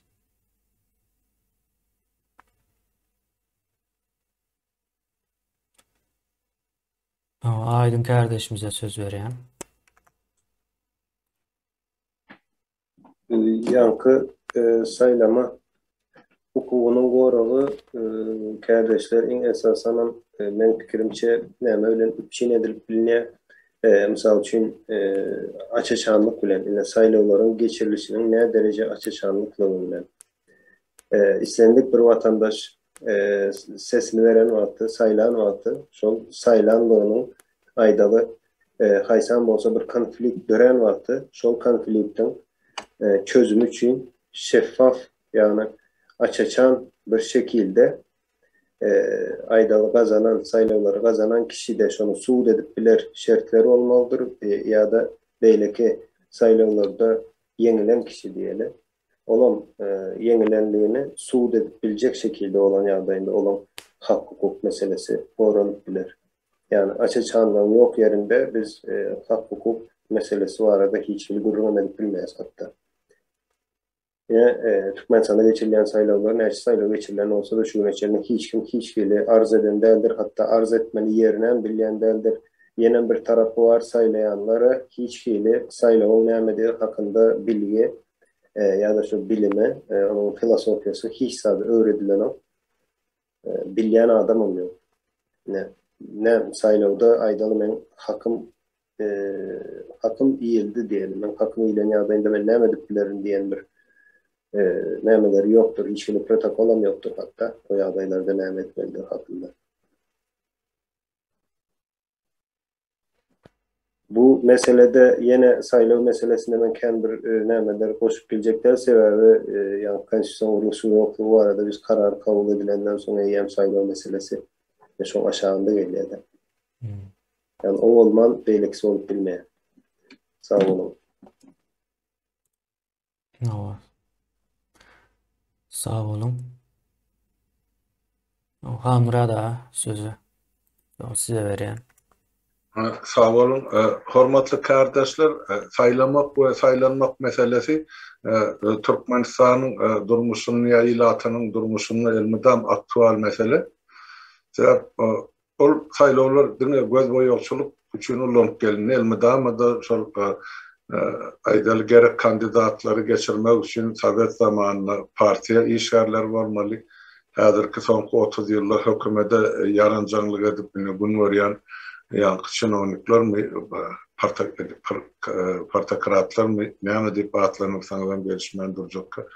Diňe şolaň sözü geçýär ýa-da şolar teklip edilýär. Galan 4 milyon ilatyň saylamak we saylanmak hukugy ýok. Diňe şu görkezlen kandidatlara ses vermek borcu var diýip görkezler. Ýani hukuk ýok bizde. Ýa şonuň üçin bir kandidatlar diňe hökümet ya döwlet ýolbaşçylary tarapyndan görkezilýär, ýa şuňky geçiriljek bolýar. Planlar barmak. Ol adamları Türkmenistan'ın halkı ömrünü yüzünü gören adamda ya köçede satışlarda şu kandidat ise hiç kim tanıyacak geldi. Bir de göz boyokçuluğu için geçirilen saylawlar başka hiç zatlar saylaw diyor adı tutorialler. Çünkü insanların hukuku ya grazdaların hukuku turu baştan pozulýar. Ondan sonraki emele gelýän ýagdaýlar ya baskançaklar kim saylanmaly, ses nähil sanalmaly, saylaw sandygynyň açary kimin elinde, kim nähil höküm berip bilýär. Kim nahil netije gazan hemmesi şol ýokardaky bir adamyň ýa-ni emrine bagly bolupdyr. Onun üçin bärde saýlaw barada gurrun etmeň özi artykmaş bolupdyr. Ýani aýdym dogry aýtdy da şu meseleni ýeşilip otursak ýa bir karar kabul etdik de hiç bir saýlaw karar edem bar. Şu 90-njy ýyldan bäri gelen ähli saýlaw hiç birisine halkyň gatnaşan ýeri ýok. Ya halkyň isleýi boýunça geçirilen saýlawym ýok, ýa gönü gatnaşmagyna saýlanan deputatlaram ýok, prezidentim ýok. Sağ olun. Sağ olun. Bu arada başka söz almak isleyen, koşmak isleyen var mıdır? Bilbil ildeşimize söz veren. Sağ olun. Şu taýda ýanky näçe saýlama we saýlanma hukugynyň kepili ýok diýilip aýdylýar. Sebäbi saýlaýanlaram, saýlanýanlaram elinden Türkmenistanyň bir kanun ýanky gelen prezidentlary erkinligini elinden alınıp ol adamlara ýanky üstünden repressiýa görkezilýär.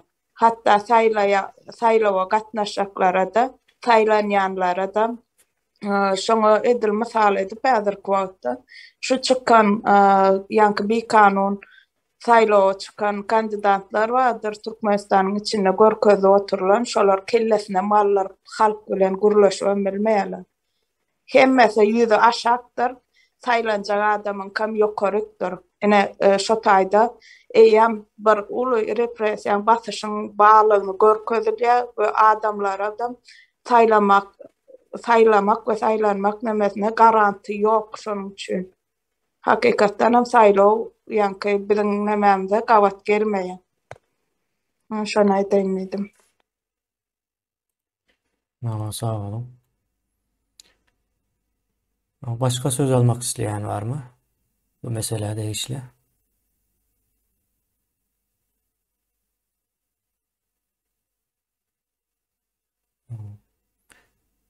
Köp ildeşlerimiz o söz alan ok, şol bir ildeşlerimiz gaýta söz alýar.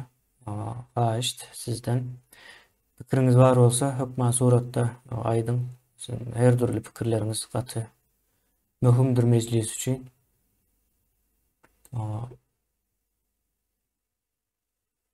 Olnur Çarıýewa ildeşimize söz berýän, kardeşimize.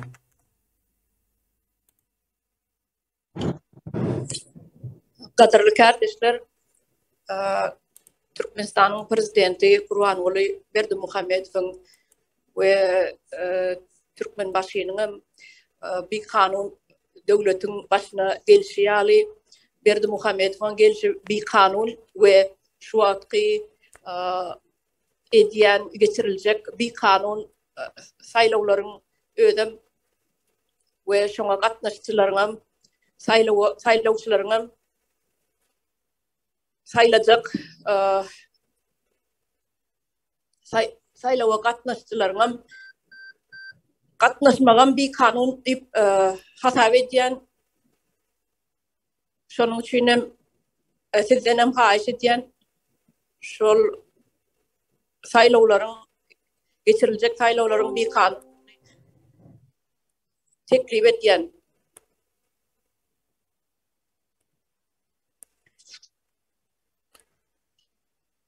Sözünüzü tamamladınız mı? Evet. Sağ olun. Parahat kardeşimize söz berýän.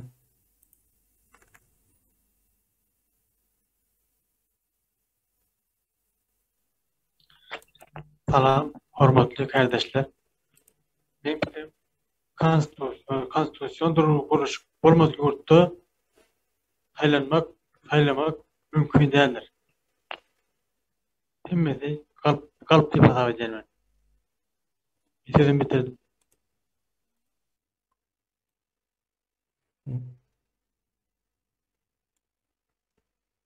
Sağ olun. Parahat kardeşimiz. Başka söz almak isteyen var mı bu mesele boyunca? Ben söz almak isteyen bu mesele boyunca. Yine saylama ve saylanma hukukunun kepilinin yoktuğu suutnamaları meseleini aydıp bereyin özüm son günlerde şahsen o şayat bolonduğum için yurdun içinde muallimler bir kanunçuluk, bir düzgünçülük ve cinayet işlerine alıp barıyorlar. Yani şu saylav propagandasını ve adamları mecbur saylava zorlamak iş boyunca iş alıp barıyorlar. Yani yurdun daşında da edilçonum yağlı okuvçular arkalı yurdun daşında köp neme yetişip bilen okları yani okuvçulara yürüyte okuvçuların arasına girip propaganda işlerini geçerlerine aydıp bereyin benim bilişim boyunca Mart ayının 10'unda taşarı yurtlarda saylav geçirilecekmiş. O saylav sandığı koyulacakmış. 2 gün önünden resmi saylavın 2 gün önünden saylav geçirilecekmiş iyilleşler, kardeşler. Yine şunun yalbır o suutnamalar var. Indi bu tayda benim aytacak bolyan zadım şu hukuk meselesinde yoktuğu birem irade değil ya yankı aytılan söz var. İrade anlam yani öz erki, öz azatlığı adamların. Şonam elinden doğamlı alacak bolyandıkları görkezi yönü. Beylek taraftanım halk karşılık veriyen hem o suutnamalarını geçenlerde ekranda da görkezildi. Bundan sonra o geldikçe de görkezerse o halk o şikayetçi şu şekilde bize ne medyendi yani sayılava itecek ol ya şu bir kanun sayılava deyip. Son beylek taraftan yine bir mesele yüze çıkıyor yanım söz edildi. O adamların ilatın o sanağını yani sanını o bilen ok yazı geçirilmenliği sebeple o bir yine şu tayda suutnama oluyor. Beylek taraftanım Türkmenistan'da dokument barada elektron arkalı bir işin geçirilmeyenliğini suud ediyor. Yoksa elektron arkalı iş geçirilen olsa da sizden adınız, familyanız, doğulan yılınızı ya da pasportunuzu soramayalar. Yani yurdum içinde hem bir düzgünçülük var hem devlet yok. Yani aklınıza gelip bilecek her zat var. Şunun için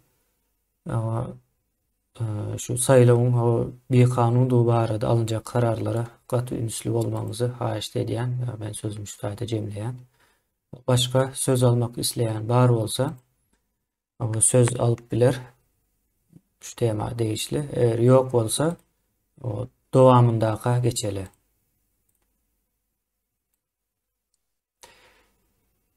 Sapara söz veren men şu tayda.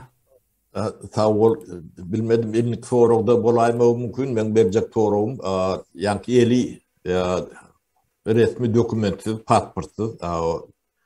Yani soru geçmedik pasportsuz. Adam saylığı katnaşıp bilen neler. Dokumentsiz adam hiç kim adamdır. O vatandaşa bir hata edilen neler. Saylama ya saylığı katnaşma hukukum yoktur. O yerinde resmi o vakti geçmedik dokument olmalı, pasport olmalı, kimlik olmalı. O şon yoktuğunu Türkmenistan'ın ne 60-70% halkı pasportlarını seyredip bilip biliyedi. Yani bu da hatta hem mecetinin bir kalıptığını o yönü devletin hem şahadının kalpı yani yoğurulan onun nemeti tuğutnaması şu. Bunu bir yani kanton kuruluş yok. Kolonton bu da atlan kuruluna med oturmalar oluyor. Şu millet düşündün gibi ayıp diye hatta şunu. Borlum kemiğine men tüydüm motorlu. Sağ olun. Bu arada başka söz alacak var mı? Yine de tazeden sorayım.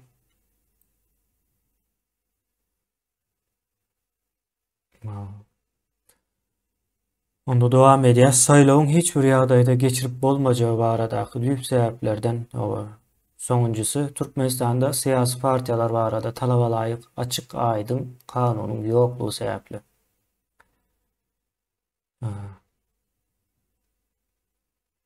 Bu arada söz almak isteyen illeşlerimiz, kardeşlerimiz.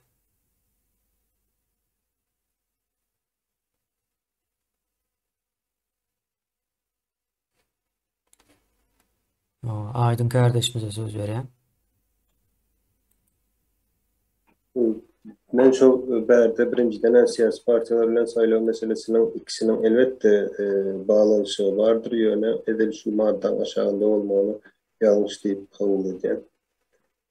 Sebebi aydalı istendik bir siyasi partinin yok yerinde yeni de saylao mümkündür. Yani saylao şart değildir deyip fikir edeceğim ben siyasi partiler.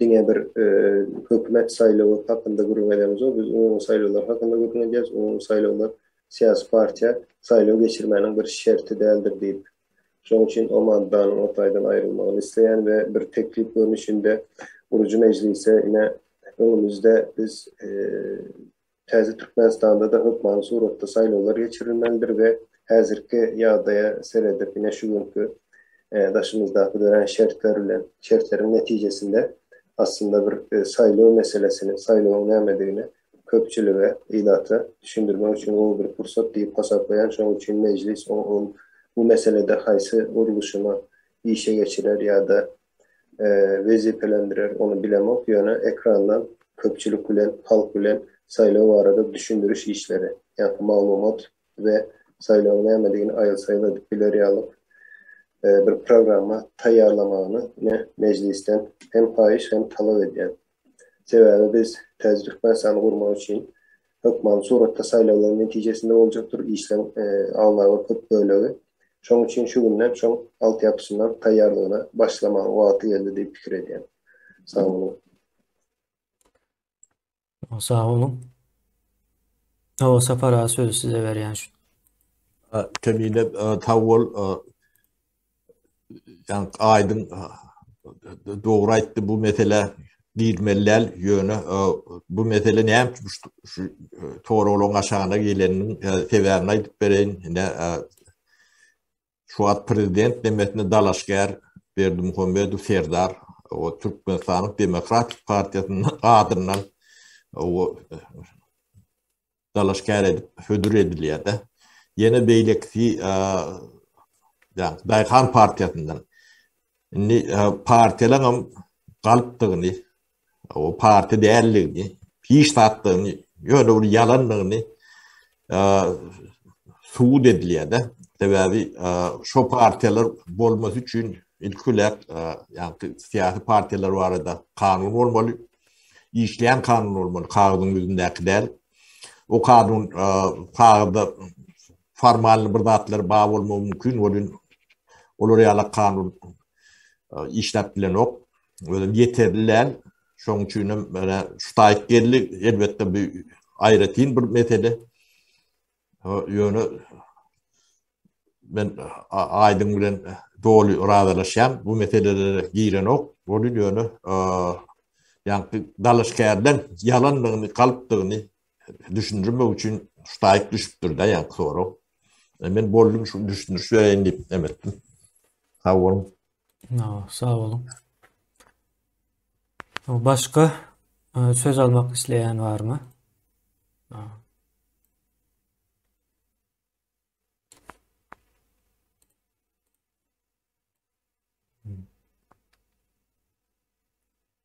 Türkmenistan'da siyasi partiyalar var arada talaba layık açık ve aydın kanunun yokluğu sebeple Türkmenistan'da saylağı geçirip olmaz deyilen mesele boyunca ayıtmak isteyen zatınız var mı?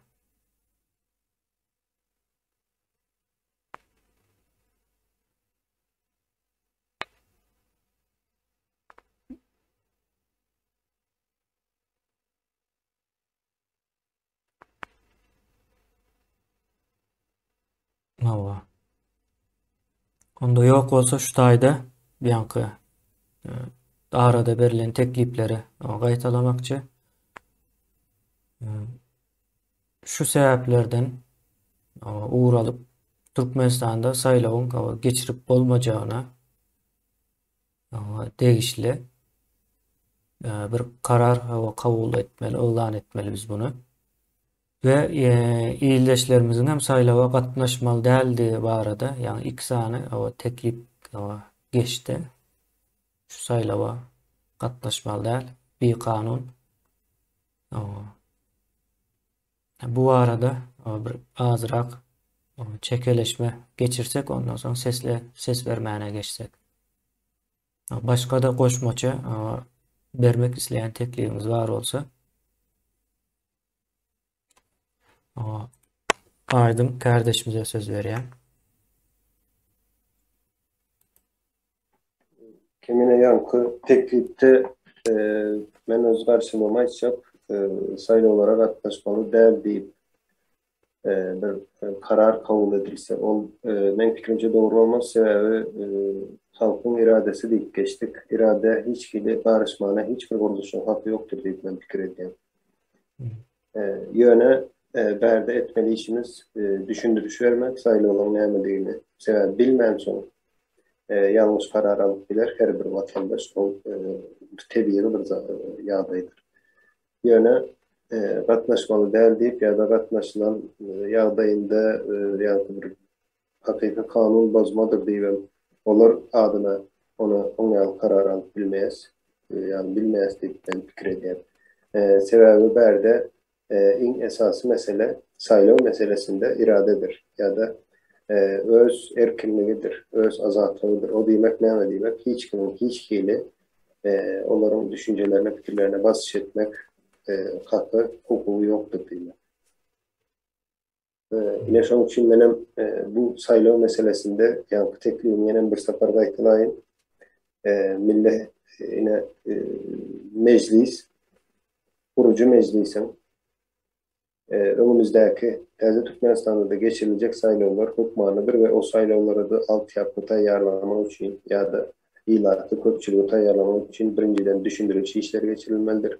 Şunun için yörüyte programı tayyarlanmalıdır ve şahıslar şunun işe vezifeleri belirlenmelidir ve biz kavatın içinde özellikle önümüzdeki 2 hepten içinde ya da 1 hepten içinde şun düşündürülüşler halk köpçülüğüyle geçirilmelidir. Sayılı olmayan hakkında. O beyleki meselede de katlaşmak radanandır, katlaşmak cenayettir meselesinde de ben görüşüm şun yalarak yani o meselede ben karşılığa gidecek. Sağ olun. Başka fikrini aytmak isteyen var mı? Amrada söz size vereyim. Sağ olun kardeşler. Şu tayda Aydın kardeşim de aydıp geçti de sayılı meselede kırmışana karşılık kılmalı mı yani aradilik bildirmeli mi ya men aytışmalı boykot etme. Men şu önkü geçirilen bir kanun sayılawları gözeginde tutup şu ýerde halkın hiç bir görmüşde katnaşmalygyny isteýän şu sayılaw. Sebäp o sayılaw däl, onuň suduru barda. Ondan sonra suduru görüp biz taýda karar bermesek, yani netije çıkarmasak onu yine de olur önkü eden işini devam ettirecekler. Şu bir kanunçuluk hareketini. Aydın aydiya mesela diye şu diye biz şuların geçirilecek bolýan ýemesine biz şu kanuny öwüşüm berdirmeli. Mesela o şular hakiki saylawlar geçirmeli. Şey dip şu bolmalysyny aýtmaly. Yo olur bolmalysyny aýtmaga garaşyk gäle gynansa olar ýa onkysyna geçirjek bolupdy. Öňüne alar ýaly ýa olar bir towa getirer ýaly ýa olaryň bir etjek bolýan işini konstitusiýaň bir galypyna salar ýaly wagtymyz yok, olarda da isler ýok. Demek bize o taýda kurucu meclise hizmet kurucu meclisin işine seredip oturan halkımız var anladı.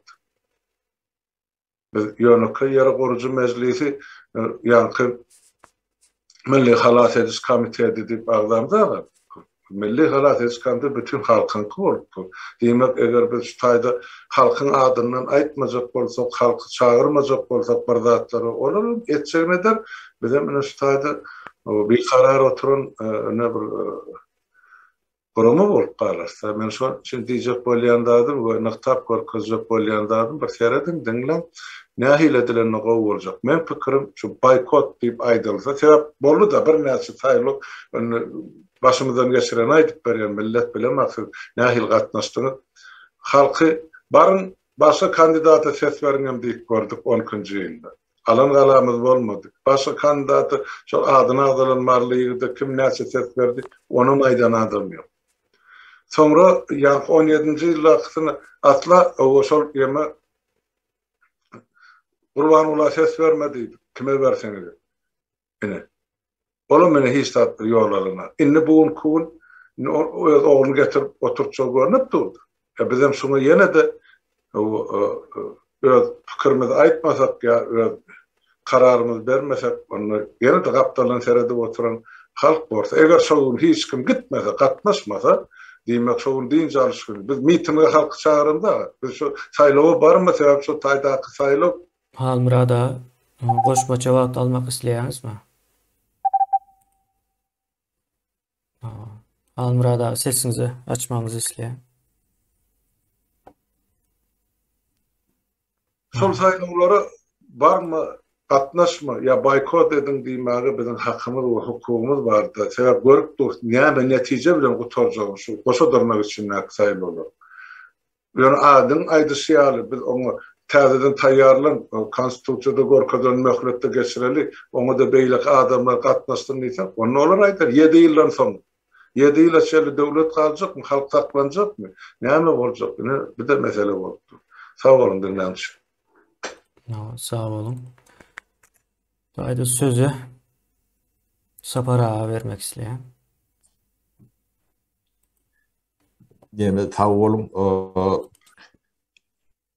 Galypdy arada gurrun etdik. Kanton guruluşun yokluğu arada karar kabul ettik. O kanton guruluş yok bolsa bu saýlawyň onu geçip etip mümkün däl. Geçen ýerde de bu galp yalan ya da falşiwi onun adyna nähile goýsaňyz gelişmen duranok. Şoň üçin biz Halmurada nemetinden dinledik, aýdyň argumentlerini dinledik. Ýöne şu taýlaw geçirilenine de galpdygyny kete oýuly. Şu yalan seçim boljaklygyny, näme şolary ýalak bir formulirovka edip kete oýdak dogry bolmadmy? Ýen bir tora wa mende. Köpçülük bolup çözörsünüz. Bir zat aýtmaly biz, yani gatnaşman bir propaganda ýöredip biler, torun ýöre bizim gatnaşman diýme hukukumyz действительно ýok. O adam gaçdynda şeýle ýani orada gatnaşsyn. Allana diýen adam indi biz allanma, o sen allanýan diýip bilmeýär. O da halkın memesi. Yalan sözlemede halkın hakkı vardır elbette. Yani kanun onu cevap vermeli.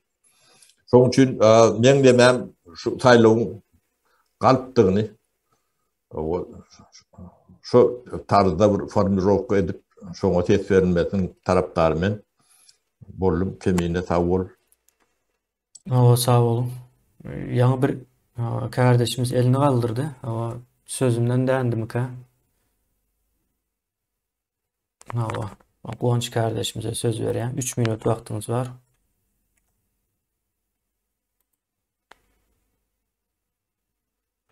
Mikrofonunuzu açıp bilersiniz.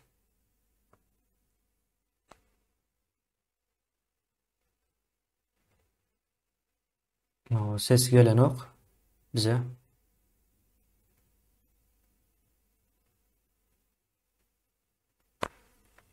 Sesiniz gelen ok, o şu taýda sesiniz düzelýänçe sizden söz hak alýas izne.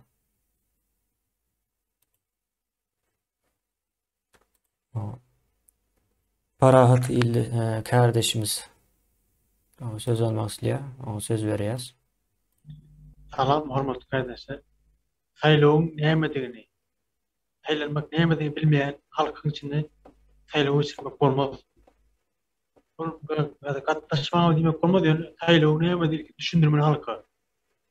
Näme saýlanmaly, kimi saýlamaly, düşündirmeli. Hekime saýlanjak adamlar öz fikrini aýtmaly. Oňa da ýok Türkmenistanda. Gadagany dilli. Diňe şol barada meselesi ilmi damada barsaňam barmasaňam şol bilýän adam ses alýar. Evet, hemmeti galpyk bilen dilýär. Şu açy galp bolýar. Ýene de galp boljak görüp dur. Ben sözümje bilýär. Sağ olun. Başka fikir aytmak isteyen var mı yok mu? Yok olsa benim bir söz almak isteyen en sonku olup eğer var olsa aydım. Yankı sayılağı arada katken o sorular geliyor. Can edip sorayanlar var. Komentariyada yazıyanlar var. O sayılağı geçirilecek oluyor. Biz indi näme etmeli deyip ya da şunu ýal etmeli deyip o teklipler berýän ildeşlerimiz gatkendi daşyndan. Indi biz şu taýda hem şolara bir ýol görkezme hükmünde bir karara gelmeli. Bizim bu taýda berjek kararımız adamların karar alma nemesine gatı kömekçi boljakdyr. Karar almakta kıyınlık çekýärler. Onuň hem sebäbi ýanky tejribeň ýokdugy. Türkmenistanda 30 ýyldan bäri, 130 ýyldan bäri hiç bir saýlawyň, hakyky saýlawyň bolmadygy ýanky kommunist döwründen bäri. Şonuň üçin hem şu wagt bir kömek hökmünde gatykany adam sorady. Ine şol näme biz jogap bermeli, şo jogaby şu taýda çykarmaly. Yankı Sapara'nın tekliği var. O saylaw galypdygy barada bir karar almaly diýdi. Ondan soň saylawa gatnaşmaly däl diýip berilen bir karar bardy. Ondan soň saylawa gatnaşmaly däl diýip bilmers, biz adamlar hukugyny elinden almaly däl diýilen ýeneden bir teklip bardy. Şimdi ben şu 3 teklibi bir araya getirip getirmezden öň men öz nämäme aýtjak, ýene ýanky jogabyny bermeli diýdim de. İldeşlerimiz şu saýlaw arada bir ýol görkezim diýilen näme jogap berjek bolsak, ýene şu taýda hemme zat ýalan bolsa, galyp bolsa, bir kanun bolsa diýmek biz sesimiz çykarman oturup bilmeýäs. Beýleki tarapdan hem ildeşlerimize bir bizden açıklama garaşýarlar, bir düşündürüş işine garaşýarlar. Ýene şu bir mesele bilen garşylaşdyk, bu näde çözýärmiz bilemjok. Köp wagtdan bäri sessiz galdyňyz diýip ýazanlar bar. Bizem olary tez wagtdan gurucu meclis karar berjek diýip şoňa bir jogaplar berdik. Şu size öňünden bir nämäni jogaby berip bilemjok diýen ýaly. Garaşyn diýen ýalyk bir näme yazışdyk we telefonlarda gürleşdik. Indi men bu taýda menem öz nämämi goşsam, biz hökmen suratda dogry ýol görkezmeli we bunu gerek bolsa propaganda arkaly görkezmeli. Gerek bolsa buna bir kanun diýip şu taýdan elan edip bilerse, ýöne onu kabul eden eder, etmedik etmez. Menim hem düşünjem şu, gatnaşmagam bir kanundur. Men ikinci bir goşmaça nämämi almak isleýän hakyma 1 minutluk.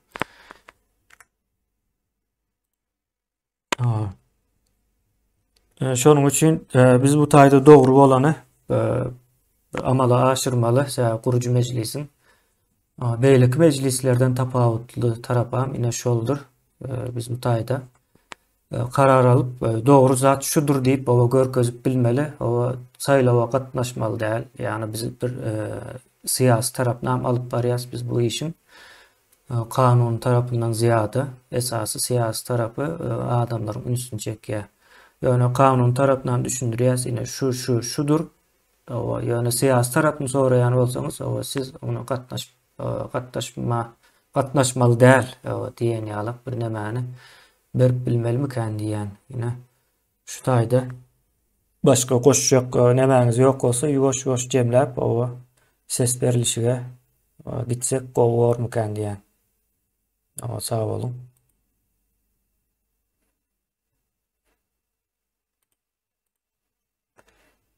Aydın kardeşimize söz berýän. Bu ne sonku aralık maslahatlaşılan meselede ses vermek meselesine men özüm adım aydayım. Böyle kardeşlerimiz bilemek. Men buna ses vermeye şu an tayyar derdiğim aydık. Bilecek sebebken yankı belli alan parlak görmeli informasyon var ve son ruhatın özünde de öğrenmeli materyallarım ortaya çıktı. Yani onları öğrenmenden ses verip bilecekler. Onun için ben 2 gün var talep edecek sizden iş adayım bile 2 gün içinde bu meselede belli bir yani bir karara gelip bilen yani şu atı istat görüp bilemem. Yaşanaydayım dedim. Yani mümkün olsa ses verilişi bir 2 gün ya da 3 gün sonra alıp bilen mümkünçiliği var olsa orucu meclisi onu şunu hayiş edecek. Sağ olun.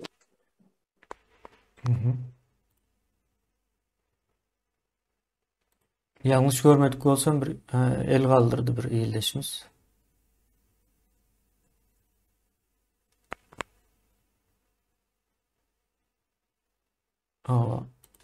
Halmurad ağa söz berýän. Yani sağ olun Aydın kardeşimiz arlı da fikirlenmek, oylanmak, bir netice vermek için vaat talep ediyorduk. Elbette biz kurucu meclis programı yazıp bir dağıttığımız için 5 minutta kabul edilmeli kararlar değil. Sonra bizim kabul edecek kararlarımız gelecek nesillerden olsa olmalı zatlar var ya bizim cemiyetimizin durmuşunda, halkımızın.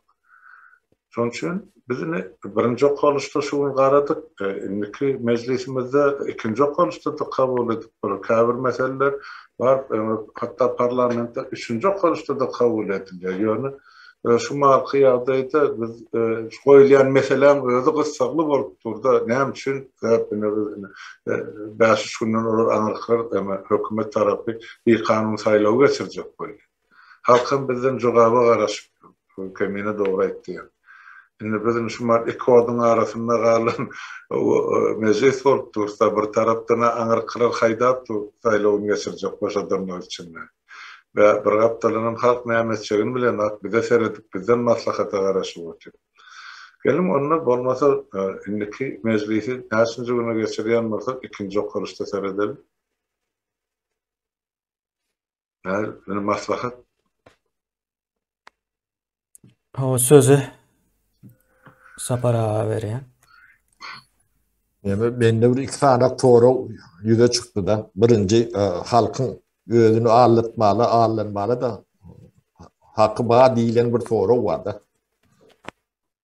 Ağırlanmalı keyfine, ağırlanmalı hüvveti bağa olsa, isleği bağa olsa onu edip bilir, onu biz karşı çıkmağa da lokan hukumda yok mu kan ya? O ikinci soru kantisyon kuruluşu yok yerde.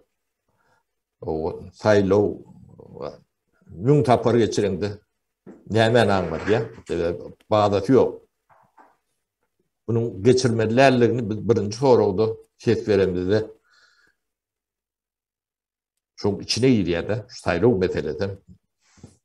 Benim fikrim direkt bir yağday şu at.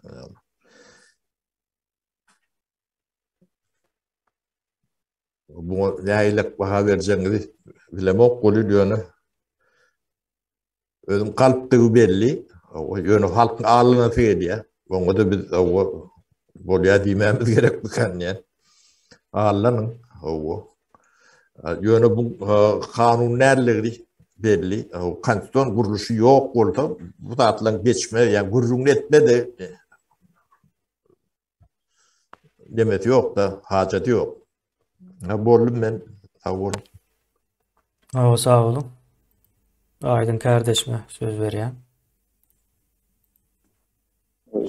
Sapara bilen birazcık ben debata girecek, ruhsat ederseniz. Yöne vaktimiz çekli. Biz hemen aydayım.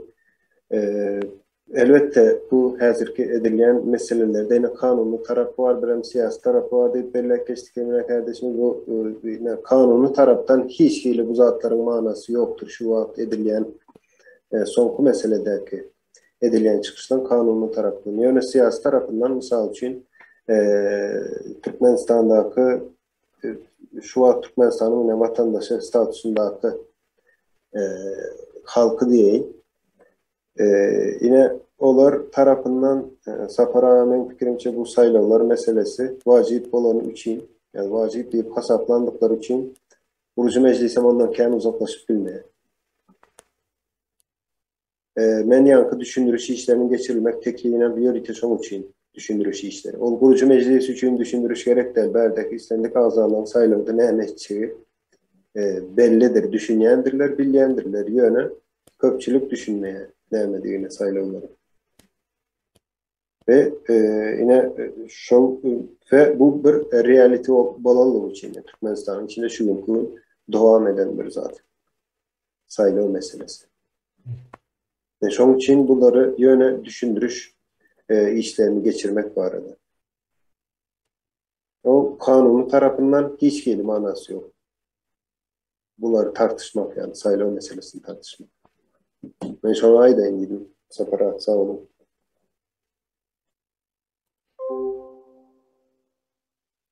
Men şu tayda söz alayım. Yankı aydanı doğru. Benim şunun için siyasi tarafı deyip yani ildeşlerimiz can edip sonraya onun bir kanunduğunu bilyaz, düşünyaz. Yani biz näme etmeliyiz? Sonraya da. Şonda da bir karar alma nemesinde ulu bir problemi var. Bir kanun olsa o bizim gidip başka bir yerine verelim sesimizi deyip o soranlar var. Şimdi biz o tayda o istesen berip bilersin yani bir kanun sayılav o deyip düşündürüş işini o geçen adamların var da. Bir kanun sayılav o sen barsan o senin yankı yine sözün etti ya sayılanma ve sayılama hukukunun yoktuğu barada. Senin sayılama ve sayılama hukukun yok olsa sen o taya baranın ülen o bersen hem o bermesen hem nemedir yani o bizim bu tayda etmeli yani halkın isteyen zadı. Näme etmeli? Biz şu tayda nähil bir reaksiya vermeli. Yine bize salam beriya biz şoňa gaýtaryp aleyküm salam diýeli mi diýilen bir soru döreýärdi. Onu sadalaştırıp aýtsak. Biz salamny alman geç, o ýa-da salam ber diýen bir näme jogap bermeli. Şoň ýaly biz bu taýda bir kanun donu yani konstitusiyon kuruluşunun yokluğundan şu taydan başlap kabul ettik ýöne. Biz düşündürüş işini dine hazır şu tayda geçemiz yok. Bundan öňem geçip başladık bir kanun donu. Hemme zadyn ya konstitusiyon yokluğunu. Bu yeterli gelen ok. Şunun yeterli gelme üçün ýa-da talap edilýän zady o jogap bermek üçün biz näme etmeli? Onda şoňa gelmeli bolýas biz. Gelinmeli netice.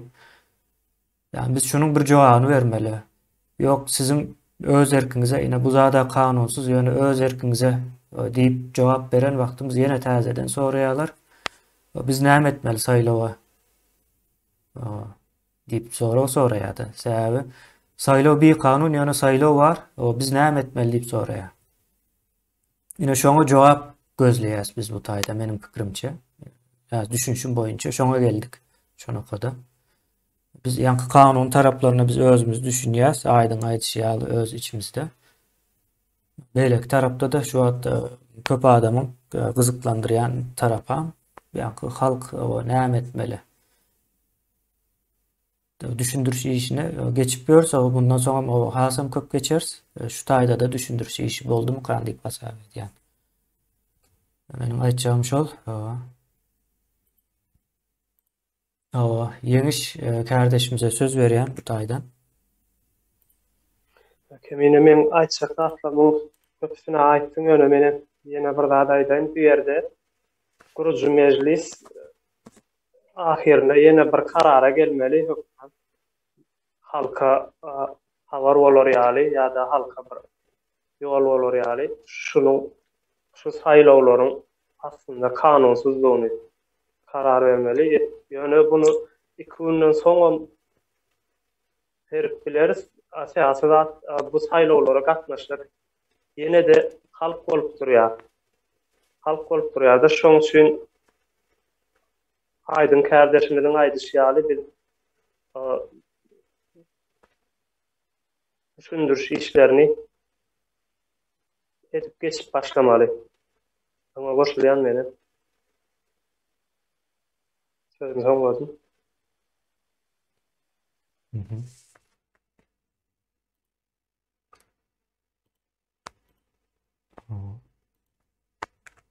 Men söz almak isleyen düşündürüş işleri 2 yıldan beri ýaly umumy alanda geçirilýär ýöne. Yani yürüyte yine şu an bir kanun saýlaw meselesi ortaya çıktı. Şu bir kanun saýlaw meselesi boýunça yürüyte aýratyn islenýän neme bir ýagdaý var bu taýda. Ne şoňa biz nähili neme bermeli? Näme üçin diýende halkyň 90% diýeli sowatsız şonuň üçin hem yürüyte yani spesifik diýilýär, spesifik isleýär. Şunu sen diye şu zady etdi men edeýin diýen ýalyk bir neme var. Şonuň üçin ýa-ni öz kararyň diýip goýup bolanok bu taýda sebäp maňa bir karar bermägini öwretdi ýa. Şoňa jogap hökmünde sen ýene de öz kararyň berdiysek o ýene ýalňyş bolýar. Demek onu talap edýän bolsa biz şol nemäni bermeli. Yani nämäni talap edýän bolsa şonu bermeli. Demokratik ya da köpçüliğin hukuk neme düşüncesini biz yöretecek olsak benim fikrimce umumy neme seretmeli değil mi kendiyen? Halkın kararı diýäs, ýöne halk şu kararı men bilemok sizden sonra yani deyip sonraya. Mesele şu taýda. Yani bizi görýänlerim yine 3 aýyň dowamında 400 000 adam görýär dowamly. Şu görýänleriň isleýän zady şol. Şonuň üçin görýärler bize, izarlaýarlar kanaldan. Şo zady jogap isleýärler. Ben şu taýda sözümü jemledim. Sapara berýän sözü. Meme kebine iyileşler, kardeşler biz şu galypdygyny kabul etsek doğru bol. Mukanni. Ben fikrim o. Sebäbi galypdygy hiç kime neme derler. Şunu galypdygyny bilmedim ýa-ni bu noktada çağa olaýmasa galyny hemme jeten bilýär. Ýöne şo galypdygyny bir ýa-ni halkyň düşünür ýalyk, şolar ýalyk nemede formulirovkada ses berip şu saýlaw ýeki bu däl, öňkü saýlawlaryň şu wagt islendik Türkmenistana geçen saýlaw ýa-ni möhürlenen saýlaw bültenleri vardır. Şolar görköz diýsen görköz bilmeýärdir. Bu da bir tuğutnamadır. Bolmasa şolar möhürlü saklanmaly, elimde ama dawa bolanda şolar näçüýdük neden barlaryň öňünde görkezilmeli zatlar da şol zatlarym ýokdur Türkmenistanda. Şoň üçin biz şu galypdygyny şo formulirovka bilen ýok men bu pikir etmäge time out alýan bolsaňyz indiki oturuşlarda edip bilersiňiz. Böyle bu şu galypdygyny bir ýene bir tapar bir aşağı çyzyp aýdyp bereli.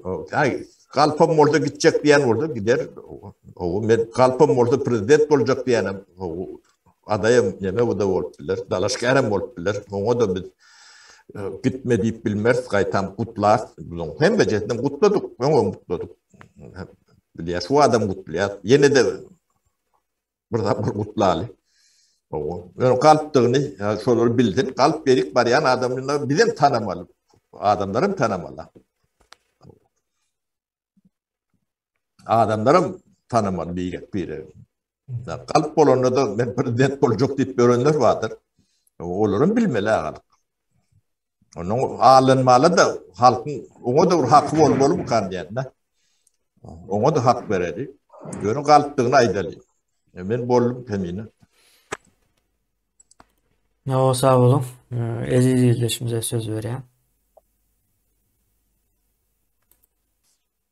Sağ olun kardeşler. Benim şu yerde fikrimi aytmak isteyen. Bu tayda devletin, prezidentin devlet başına bir kanun gelenini aydıp geçtik az önce. Ondan sonra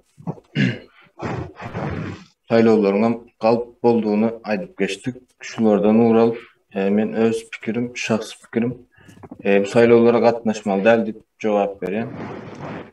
Näme üçin diýsen sebäbi bu saylovlara katnaşmak bilen yeniden biz şu zulmün dowam etmesini kabul edeceğiz. Şonun üçin hem saylovlara katnaşmaly diýip pikir edýän. Boldum aytyp. Sağ olun. Sağ olun. Murad size verýän sözü. Bağışlan so Tayda Feride kardeşimin emez açık dur. Uluk gelip dur. Yaptın sana bolly.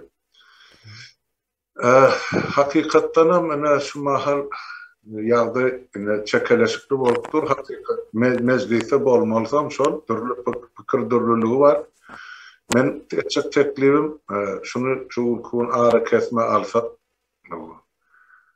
Son halkımız görür. Oy olaram tekliflerini yazsınlar. Komment görünüşünde. Bize de bir kuun ara wagt salsak, özara maslahatlaşsak, ya öz pikirimizi jemlesek, çuğdamlasak, inniki meclisin oturuşunda ne şu tayda belli bir büyük bir karara gelir diye ben bakan anamlar. Şey dilsak o olur. Sağ olun. Sağ olun. Son bolbam Parahat kardeşimize söz verýän soň bugünlikçe nemedeli Cemilali. Hormatly arkadaşlar, seçim we saylowy konstitusiýon guruluş bolmadyk döwletde saylow näme bilmeýän ýok halkda. Saylowy barmasaň peýdasy ýok. Bolsa barmakan bülten taýin nur seçilmeýän adam boynu seçilmeýän adam boynu at berilen. Sen barmadan ayda begenýä halk. İşgale begenýä. Saylow agdara, saylow ulaş agdara begenýä barmadan. Kağa daylamasy sen adyň geçip durýar adyň. Aňa. Limiter görürüm.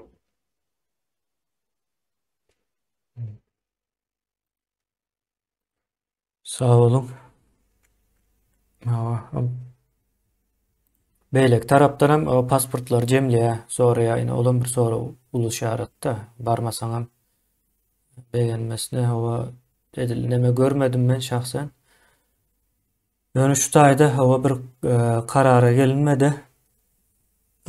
Gelinmegen mümkin däl gaty çylşyrmly we kyn mesele, yani kanun tarapyndan kyn däl, düşnükli alınacak karar, yani kanun tarapyndan alınacak karar bellite. Yani beýlek tarapy o sonra işaret bolup kaldı.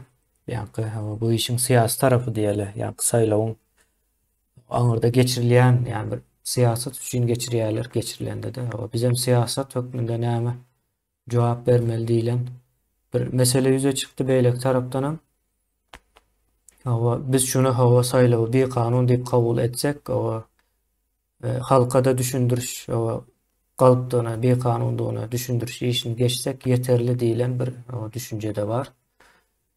Soň beýlek tarapdan bir saylaw guramasynyň döredilmegi diýilip bir başrakda bir neme geçdi. Şonuň ýaly bir ýadyňyzda tutsaňyz şol mesele var. Onuň daşynda da meclisden adatdan daşary ýagdaýda berilen günleriniň daşynda jemlenşip bilýär. Bulan bir adatdan daşary ýagdaý hökmünde men pikirimçe görülen ok. Şonuň üçin bunu indiki çarşembe günü bolýar, hepdeniň 3-nji günü. Şu taýda ara kesme berip we edil şu mesele dowam etme ne teklif edýän men. Kardeşler söz öğrengede Milli Halat Ediş Komitetinin Gurcu Meclisinin 1-nji oturumy 3 mart 2022-nji ýyl. Gurcu Meclisinin 1-nji oturumynda seredilen meseleler. 1-nji mesele. Gurbanuly Berdimuhammedowyň kanuny esassız häkimiýete gelmesi hemde şun kunny bir kanun eýelen prezidentlik wezipesinden gidýänligi barada halka öňlan etmesi. 2-nji mesele. Türkmenistanda hökümet çalşygynyň kanun düzgün we prosedurasynyň ýoklugy barada. Gurcu meclis agdalary öz pikirlerini we tekliplerini beýan etdiler. Mesele dürli taraplardan seretdiler, pikirlerini beýan etdiler. Dürli pikir we düşünjeler bilen Gurbanuly Berdimuhammedowyň bir kanun ýagdaýda häkimiýete gelişi we gidişi barada düşünjelerini aýtdylar. Türkmenistanyň häzirki bir kanun hökümetiniň goýberýän düýpli ýalňyşlyklaryny Türkmenistanyň konstitusiýasynyň maddalarynyň hemde başga da bir näçe faktlaryň üstü bilen Gurcu meclis agdalaryna beýan etdiler. Gurcu meclisiň 1-nji oturumynda gelinen netije esasında meclis agdalarynyň gelen netijeleri boýunça 2 mesele tesberlişik geçirildi. Birinjisi, Türkmenistanyň 1992-nji ýyldan bäri konstitusiýon gurulşynyň ýoklugy sebäpli ähli geçirilen ve geçirilecek saylawlaryň kabul edilmeýänligi. İkincisi, ses verilen mesele bolsa Gurbanuly Berdimuhammedowyň 12-nji martda prezidentlik wezipesinden aýrylýanlygy öňlan edýänligi sebäpli 13-nji mart 2022-nji ýyldan başlap adatdan daşary ýagdaýy öňlan etmek meselesine ses berildi. Birinji ses berilişikde Gurcu meclisiniň ähli agdalary Türkmenistanyň 1992-nji ýyldan bäri konstitusiýon gurulşynyň ýoklugy sebäpli ähli geçirilen we geçiriljek saýlawlaryň kabul edilmeýänligi kabul edip ses berdiler.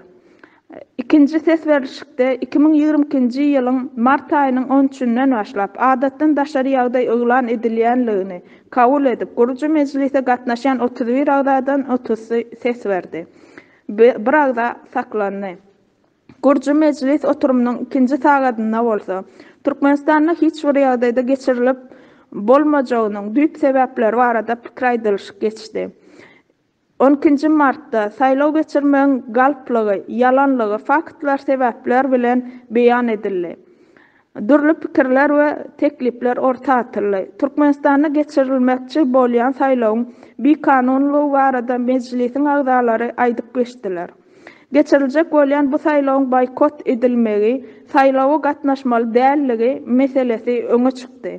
Netije gelmek we ses berilişip 2-nji oturuma goýuldy. 1-nji oturumyň mazmuny goşmaçalar giredenip bilinär.